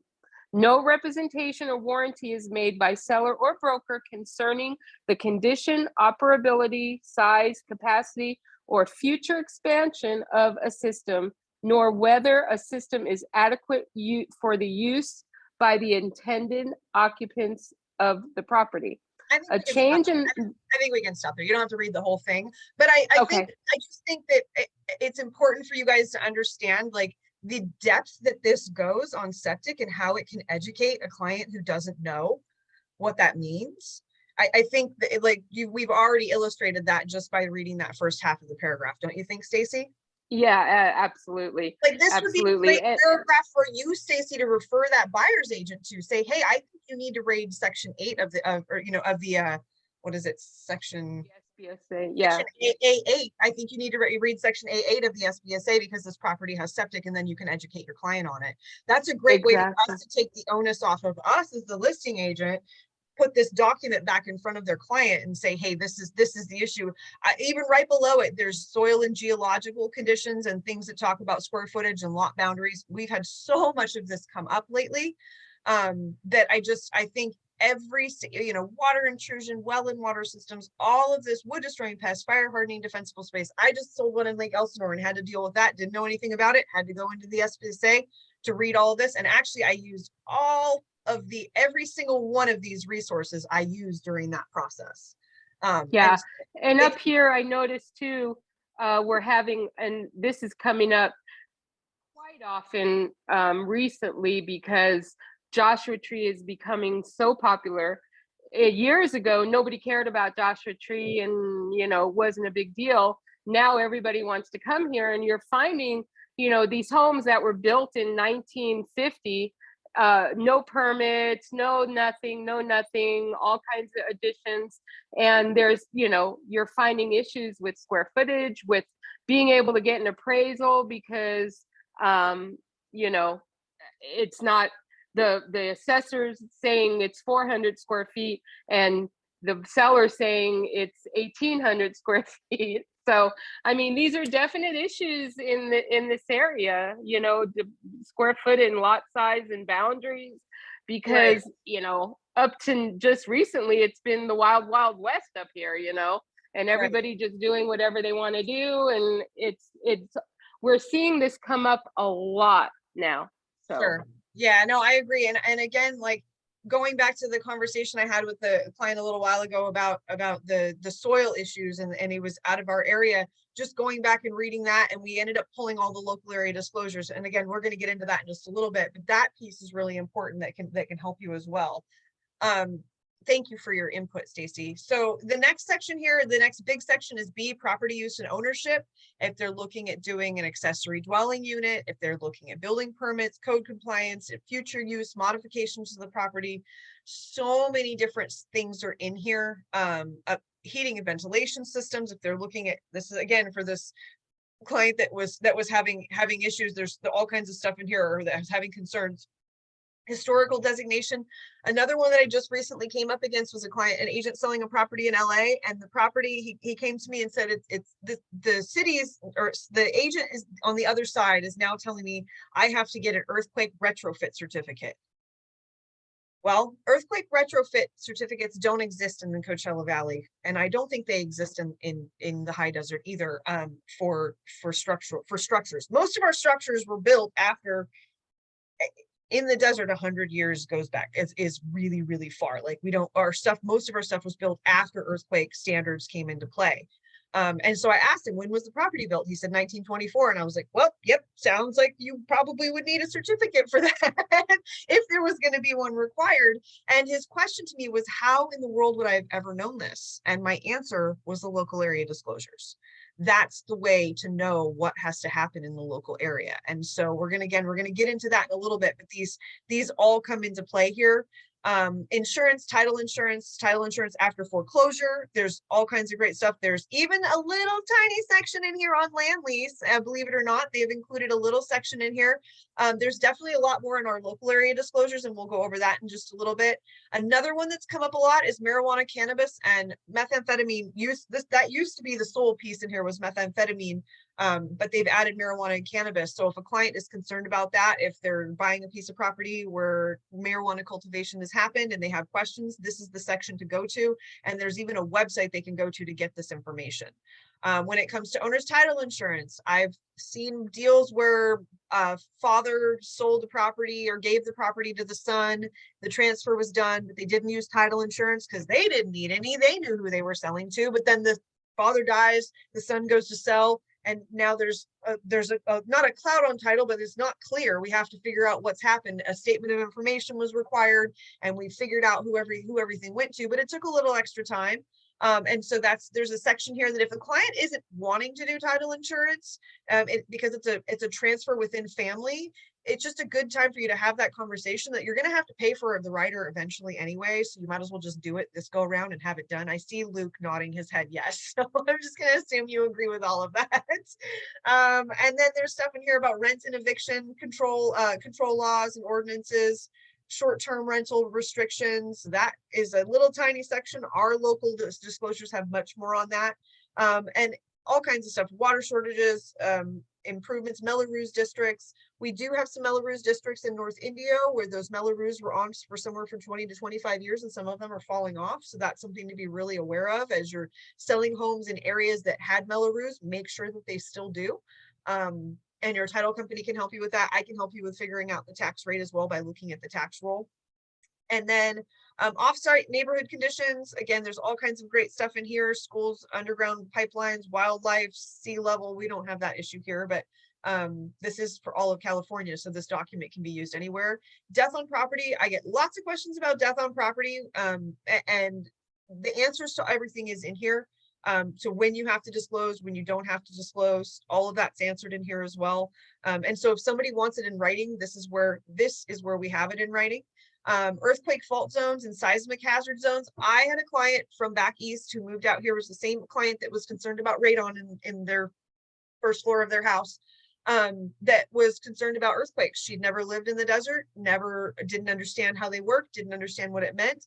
And the people we called in for her on that was actually the NHD company. And if you look in here where it talks about earthquake fault zones and seismic hazard zones, that is one of your natural hazard disclosure zones. And so it's covered in the NHD, and the NHD company has a seismologist on staff who's available to answer clients' questions. Like, that's how in depth this thing goes, that if your client is concerned about whether the house is going to be ruined by an earthquake, you have someone to reach out to answer those questions for them. So whatever the concern is, I think that the reason I go so deep into this is because I want you to really understand there is no question they could ask that you don't have a resource for. We just have to go find it in this document. And even things with lead-based paint, fire hazards, FERPTA withholding. Just had this question over the weekend regarding a Canadian seller that the buyer now is responsible for. Hey, Luke, as a matter of fact, can you unmute yourself and just chat with us about this real quick?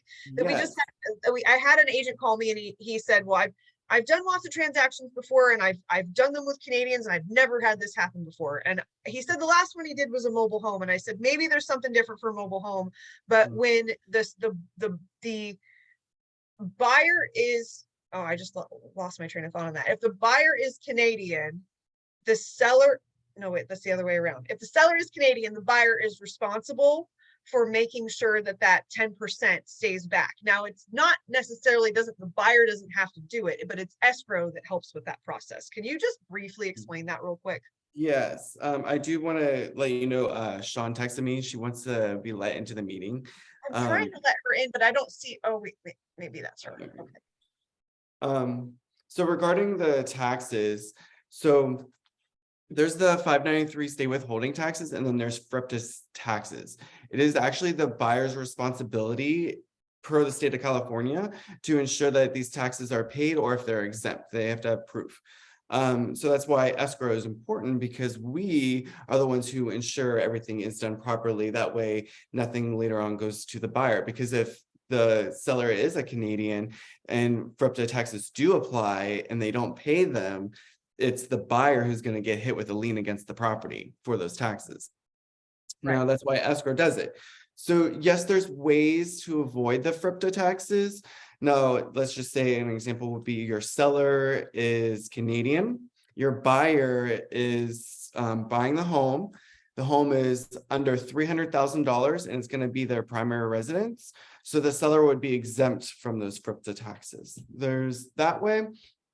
Another way that they would be able to be exempt from them would be if they applied already for an I-10 social security number, and they were able to use those funds to show that they were purchasing another property or anything. There's all kinds of like ins and outs to it, but the biggest one that we do see is if the home is, you know, $300,000 less, and the buyers stating that they will use that as their primary residence. Right. All right. Awesome. Thank you for that. Yeah. I just emailed her another link.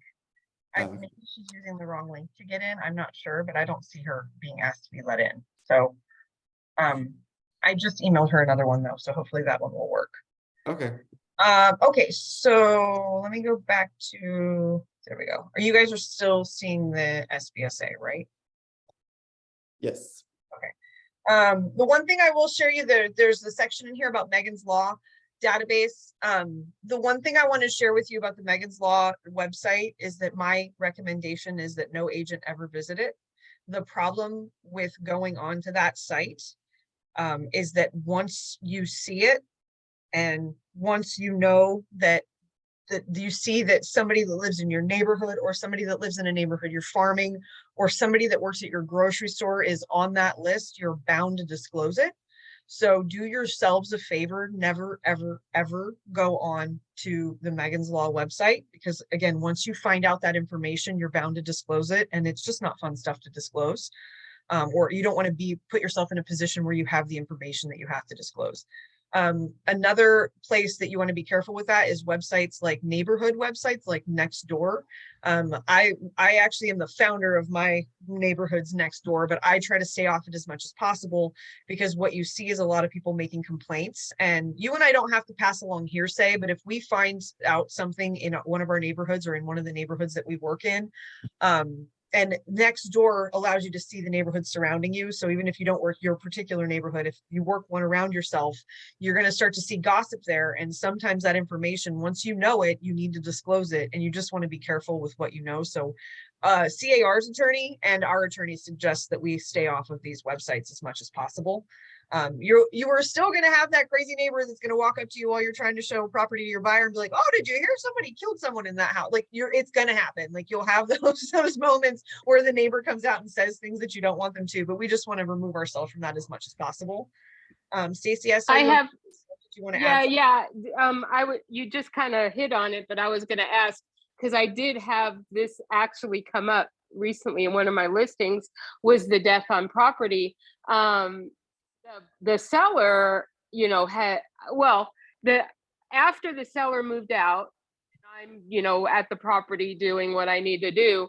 Of course, the neighbor comes walking over and starts telling me like a plethora of information, which, whatever. And come to find out that there was a suicide at the house. And the seller didn't know anything, after she mentioned it to me, I didn't say anything to her, but I went to the seller and I'm like, did you know? And the seller had no idea. It was never disclosed to her when she bought it. And so at that point, it's like, okay, now it was more than 3 years ago. So I know we're covered as far as like, we can only disclose up to anything that was prior to 3 years. We don't have to disclose. But now, like what you're saying, now both of us have this information, and how do we even verify? I mean, we have no way of knowing anything about who it was or what happened or when it happened. And it's like, what is the obligation of not knowing this information, but now hearing it and knowing it? Well, once you know it, you're bound to disclose it. Okay. I mean, once we know it, we have to disclose it. So honestly, the best thing to do sometimes is to just put your hand up and walk away and say, I'm sorry, I can't right now. And be as polite as you can, but when somebody starts it can sometimes be the best way to handle it. We just have to remove ourselves. And the part to remember is that we don't need to pass along hearsay. Right. So in other words, she's not necessarily a credible, you Right. know. Right. Okay. Just because, And the fact that it happened more than 3 years ago, is that something that we can stand on? let's just go back to death on property. California Civil Code protects the seller from failing to disclose a death on the property that occurred more than 3 years before the buyer made the offer on the property, and failing to disclose if an occupant was afflicted but with HIV/AIDS, regardless of whether the death occurred, or if so, when does does not protect the seller from making misrepresentation in response to a direct inquiry. If So the when buyer, they're asked directly. yes, if the buyer has any concerns about whether a death occurred on the property or the manner, location, details of timing of death, the buyer should direct any specific questions to the seller in writing. So that is actually a great way to handle it. I love this document. Every time, it never fails. I think the best thing to do would say, you know what, do me a favor, have your buyer, and I'm the listing agent, have your buyer put in writing the questions they have, send that to me, and I will send it to my seller and ask them to answer those direct questions. And if seller legitimately did not know, you know, like she legitimately had no clue about that at all. On So, the TS and SPQ, it says, is the seller aware of? aware. Dot, Mhm. dot. Okay. You can't Right. disclose what you're not aware of. And you want to be very careful even to disclose rumor or this is what the neighbors say or anything like that. Like, you only want to disclose facts. So Got known facts. yep, Exactly. exactly. Okay, cool. Thank And you. then so we'll move on here because I know we've only got about 20 minutes left, and I do want to get to a couple other parts here, but our contractual related items and terms, signing documents, liquidated damages, mediation, arbitration. I love this section because anytime this comes up, these are literally your roadmap to get through those pieces. When somebody starts to have questions about how we handle it, and even for you, Luke, as you guys are traveling through the escrow transaction, this document is the piece that really will help all of us. We just had one come up the other day where I had an ombudsman who is somebody that's assigned by the CAR in the state to help buyers and sellers that aren't getting help from their broker. We were representing the seller. This buyer was being represented by a broker that wasn't really involved in the transaction. They weren't responding. So he calls, and the ombudsman calls our agent and says, well, you need to tell your seller that he needs to release the money. And our agent said, excuse me, but first of all, who are you and what authority do you have over me? And my answer to that was, they're really just here to help facilitate when one party's not being helped by their broker. And he said, but isn't it true that, like, I can't make the seller do anything? We give them the information, and if they don't agree to cancel the agreement, then they go to arbitration. That's what's signed in the contract. And the ombudsman really backed off on that. And it's true. These paragraphs will help you if you're having challenges with that stuff. Or even if the client's like, okay, what happens now? This is it. This is what happens now. This is what you direct them to. And this is the part that is going to help you get through that. It talks about escrow funds. Buyers and sellers are advised that the civil code provides that escrow companies cannot disperse funds unless there are sufficient good funds to cover the disbursement. Good funds are defined as cash, wire transfers, blah, blah, blah. So if they brought in a personal check and now 2 days later escrow cancels, Luke can't give them their money back until that check is cleared and the funds are in our account. And man, that's not easy to verify anymore. Banks don't, you can't just call them and say, hey, is this check cleared? They don't do that. Like, even sometimes as the owner of the bank account, so you have to have the buyer or seller call and say, and ask the bank. But even sometimes as the owner of the bank account, you can't get that information from banks because they get burned too often with having to pay on something where they've said it's been cleared. And so if there's not clear funds, you can't cut those funds back out until they clear. All of this is good, really good information for how to, like, help calm down a client when they're getting frustrated. Non-confidentiality of offers. I get this one all of the time. The buyer is advised that the seller or listing agent may disclose the existence of terms or conditions unless all parties and their agent have signed a written confidentiality agreement. So you guys ask me all the time, where does it say in writing that they don't have to keep those offers confidential?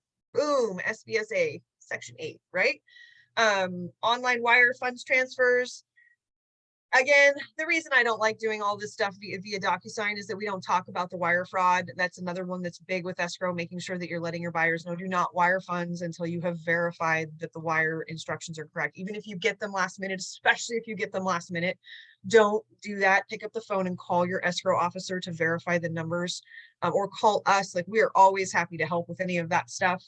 Other factors affecting the property, transfer fees. We have a couple subdivisions in the Coachella Valley that were anything built by Sunrise Company and Bill Bone. So Palm Valley Country Club, Monterey Country Club, Rancho Las Palmas, Sunrise, any of those were all, they have a $5,000 private transfer fee that goes to Bill Bone anytime a house sells there.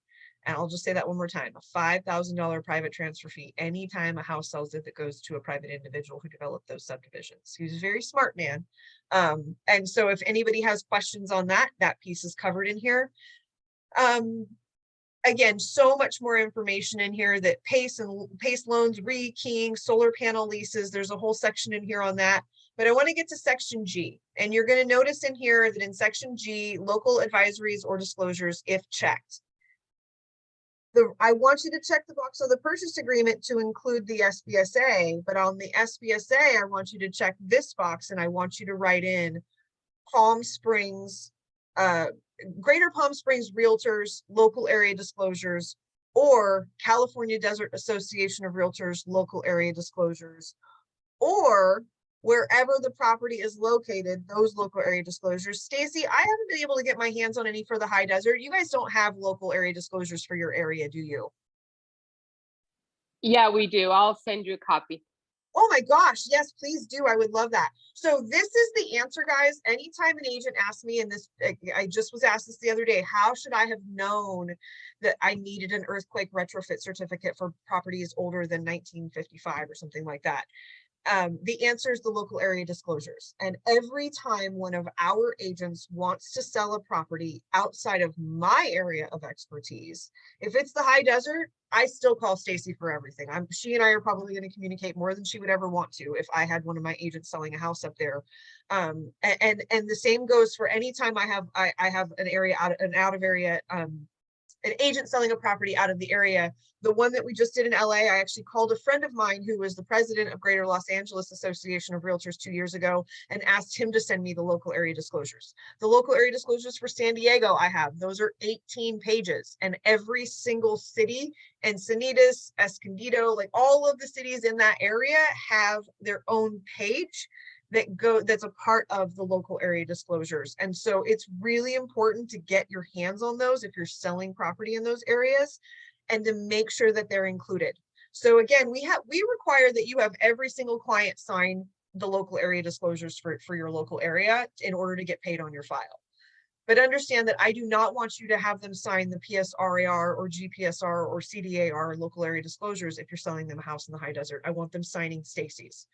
I want them to sign the ones from the high desert. If they're buying a house in LA, I want the LA local area disclosures. So you'll see that in SkySlope. You have to have that in order to clear the file. I only want it for the area that you're in. So if you are going to sell a house in an area that's outside of my expertise and your expertise, or your expertise, we're both going to go find those local area disclosures as soon as we can. So if there's anything you got out of this class today, I really hope it's that you're going to check the box for the SBSA on your templates, and that you're going to write in the local area disclosures and use this document as part of your roadmap for the transaction, because this really will guide you through any and every problem that you could ever have.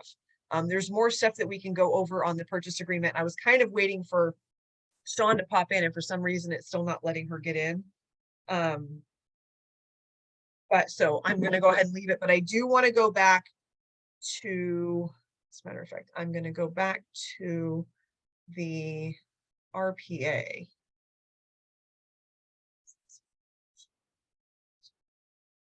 Do you guys see the counteroffer, the seller counteroffer now? Okay, good. All right, I'm going to go to this section here of the RPA, which is where we're going to put in the loan amount. So very often what I see in here is that the loan amount, we're not taking out the initial deposit out of the purchase price. And then what it ends up giving you is a negative number right here. Do you see that? Do you see what I'm pointing at? Does that make sense?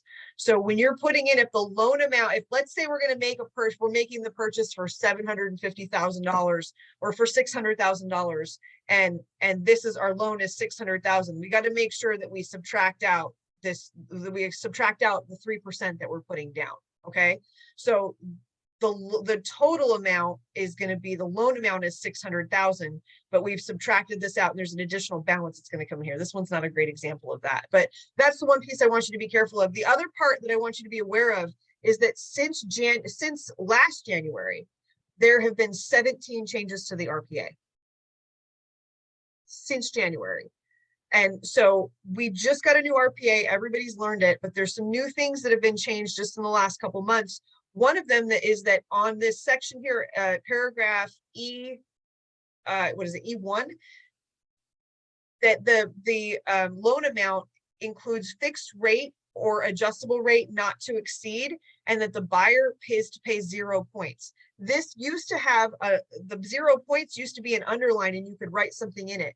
The reason they changed that is because if somebody had to pay a half a point, they could get out of the loan. And so they've changed this now that the default is to pay 0 points. The part that I really want to make sure that I drive home here today, though, is that I need you guys having a conversation with the lender before you can fill this out. So if you're representing a buyer, you've identified a property, you're going to write an offer, and there's a loan, and you haven't had a conversation with the lender yet, there's a problem, right? Because we need to be talking to the lender. I see Luke back there shaking his head. Yes, there's a problem because we need to know what their rate is. And I'll be honest, you guys haven't had to deal with this in a long time, and I've seen some sloppy contracts because of it. And not just from our side, from everybody all over the Coachella Valley, and even outside of that, I've seen some sloppy contracts because we're not putting in what that interest rate is. And with interest rates going up, if you leave that blank, you are opening your buyer up to not being able to get out for any reason. So and we know there's another increase coming. So let's say you write an offer today for your client and you don't fill out what that rate's not to exceed, and rates go up to 8% tomorrow, the client's bound to take it. So my suggestion is that before you fill that section out, that you call the lender and have a conversation with them about what that needs to look like and what that section should be. Just like you and I are not going to remove loan or appraisal contingency until we've talked to the lender, right? We can't. I don't know what's needed, and I'm not the expert in that. That's the lender's responsibility. So the lender's going to tell me when we're good to go there. That part, we've got to make sure that we're really careful on this, and that we're having these conversations with our lender and making sure that we've got enough days on escrow. I mean, I want they need to tell me how long it's going to take to close the deal. I can get it done in 10 days. Luke can get it done in 10 days. If there's a loan on it, it's the lender that needs the time. They need the appraisal. They need all of their ducks in a row. So we got to have that conversation with them. And that's, I think, honestly, out of all of this, the part that is most important, the part that's most important for you guys to remember is obviously the SBSA piece, but making sure that right now we're having those conversations with our lenders, because things are changing too rapidly for us to not do that. All right, we are almost out of time. I'm going to go back to the beginning here and just ask you guys, as a matter of fact, I'll stop my share so we can just have a quick conversation. Do you guys have any questions about anything that we just reviewed? Do you have any ahas? You guys could give me yeah, go ahead, Stacy. Just quick question on in section G of the the SBSA. Okay. On should we be putting the NHD in there? Check a box with a natural hazard. Would that be in addition to like local disclosures? You don't need to, because the NHD is included in the purchase agreement. Okay, gotcha. Okay. The local area disclosures aren't included anywhere else except right. Okay, gotcha. Yeah. Okay. So the NHD becomes a report that is required delivery by the seller, because it's asked for in the purchase agreement. Yeah, and I think the last class I taught like this, the biggest takeaway that everybody had was that they were not putting the SBSA, or they were not putting their local area disclosures, and they weren't checking the box for the SBSA to make it a part of the transaction. And again, we can use it, but nobody's bound to it. That's the challenge. Is everybody signs it. It comes across at some point, but if it's not included in the documents, our only job as realtors, the only job that we have is securing our clients' rights through the contracts that we write. We can't make a buyer or seller do anything a judge can compel them to do something, but the only reason that a judge is going to compel someone to do something is if we have contracts saying that they've agreed to it and they're fully executed. And so I think this is the time. Our next class that we're going to do next week is about your business planning, but this is the time to work on your business, not just in your business, and get to know your contracts a little bit better. If you guys haven't picked them up yet, there's more of these packets that are available in all of the offices. Stacy, I think there was only one extra one because I gave one to you and one to Seth, and I had one extra delivered. Melody asked me for one, and I think I'm going to drop it in the mail to her because she said she was in Colorado. But I'll have a couple more sent up your way, but there's plenty of them in Palm Springs and plenty of them in my office. I would suggest you pick one up, go take a look at it, read through the materials, and create one for your next client. It's going to take you a little bit of time, but create one for your next client. And I promise you that the hour you will spend on it in advance will save you hours and hours and hours in the transaction. So any other ahas or takeaways from today that you guys want to share? Stephen or Andrina, do you have anything? No, it's been great though. I appreciate it. All right, Yeah, good. same. It's good to just see this all laid out, because I feel like typically I'm like asking you a bunch of questions, but just to have it like in my hands and have something to like highlight and go to reference when it comes time, it's gonna save a lot more of that hassle. Well, and I think what it does for you guys, what it has done for me as an agent, I had been in the business for probably 10 years before I really learned how to use this document. Before somebody said to me, Stephanie, this is your roadmap to the transaction, it clicked and I was like, okay, now I'm going to read it. And I sat down and read it. And what this made me was a more independent thinker. And as a broker, I never want you guys to feel like you can't come and talk to me. I always want you to come and talk to me. But as an agent, I want to feel independent. I want to feel like I'm self-sustained, like I know what the next step of the process is. And this document gives me so much confidence having this in my back pocket that I know I can always go pull it and can use this. It really gives me so much confidence in how I guide my clients.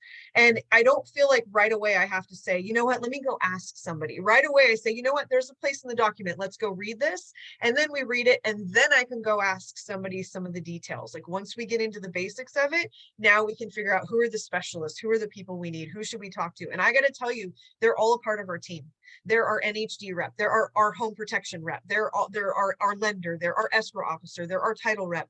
All those people have the answers. We just have to know which one we need to ask at what time. And this really does help you to get there. And I think that's my biggest goal out of this is to create independent self-thinkers that you guys feel like you have the confidence to go out and tackle some of these things on your own.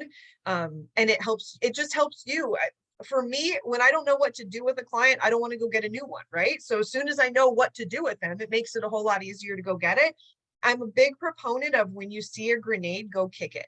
And I think, like, go kick it. Don't wait for it to explode. Don't wait for somebody to step on it. Go make it explode. It's going to happen eventually, right? So we got to go figure it out. And this really is a great way to help us guide us through some of the mess that can come up in a transaction. So I hope that you guys all got something great out of it today. I really do appreciate you spending a full 2 hours with me. I feel like there's more we could go over on the purchase agreement, but I'm not going to do that to you today. I think I gave enough.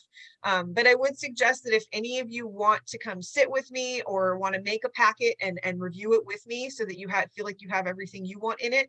Some of the things we didn't actually go over that I didn't cover, like all the little bits and pieces that I have in here. But I also had, oh shoot, Luke, I didn't go over your keys to escrow. There's a document that's in the packet that talks about how to have a successful escrow. It talks about getting your escrow number right up front, ordering that preliminary title report if you don't already have it, making sure you're communicating, informing them of any changes. This is a great document for you, but it's also a great document to give to your clients. Wait, you guys can't see this. I love it when I do that. Hold on, let me pull it up real quick so I can, here it is. There we go. So this is available in our offices at all the time. It's also in the packets that I gave you, but it's a great piece to be able to give to the client. And it's also a great piece for you guys as agents. The FATCO Coachella Valley Services Directory I threw in here because I thought it was a good idea. So you want to give this to your buyers so they can get all their utilities set up when it comes time, once contingencies are removed. Immediately, that would be something else you could add to the calendar too, that they want to get their utilities set up after contingencies are removed. And then I also put in the older public home warranty protection brochure so that everybody, it's a great idea to give that to the buyers so that they have the information. It's also a great time to tell them, like, if we've put in a request for the seller, and let's say the home warranty came back and they've only offered us $500, well, either the buyer can pay for additional, and if there's a little, or if there's additional money, let's say there's extra and we didn't need it all, they can add their own washer, dryer, and refrigerator. Even if it wasn't included in the transaction, it will cover any washer, dryer, and refrigerator that they bring in. So I give it to them to say, hey, if you guys decide you want to add that additional coverage, here's the number, just call them and let them know you want to add it. And what has that done? It's stopped me from being the responsible paying party, right? All of a sudden now I've just given them the option that these are the additional services you can choose. And nobody comes back to me later and says, hey, Steph, why don't you pay for that? They only say, why don't you pay for that when you didn't tell them about it? You know what I mean? When it's an unexpected expense. So those are some additional little pieces I put in the brochure or in the packet that I give to my buyers. But if you guys are ever interested in coming and sitting down with me and creating a custom one, or just even reviewing it so that you're comfortable giving it to a buyer, I'm happy to do that with you. I do appreciate that you all stayed even after I told you I tricked you into coming to an SBSA class. I hope that you all got something really great out of it. So it is after 1 o'clock now, so I'm going to let you guys go. Thank you all for being here today. Have a great rest of your day, and we will see you next Wednesday for the Business Planning Clinic. Bye, guys. Thanks, Stephanie. Stephanie. Thanks Thank so Bye-bye. much.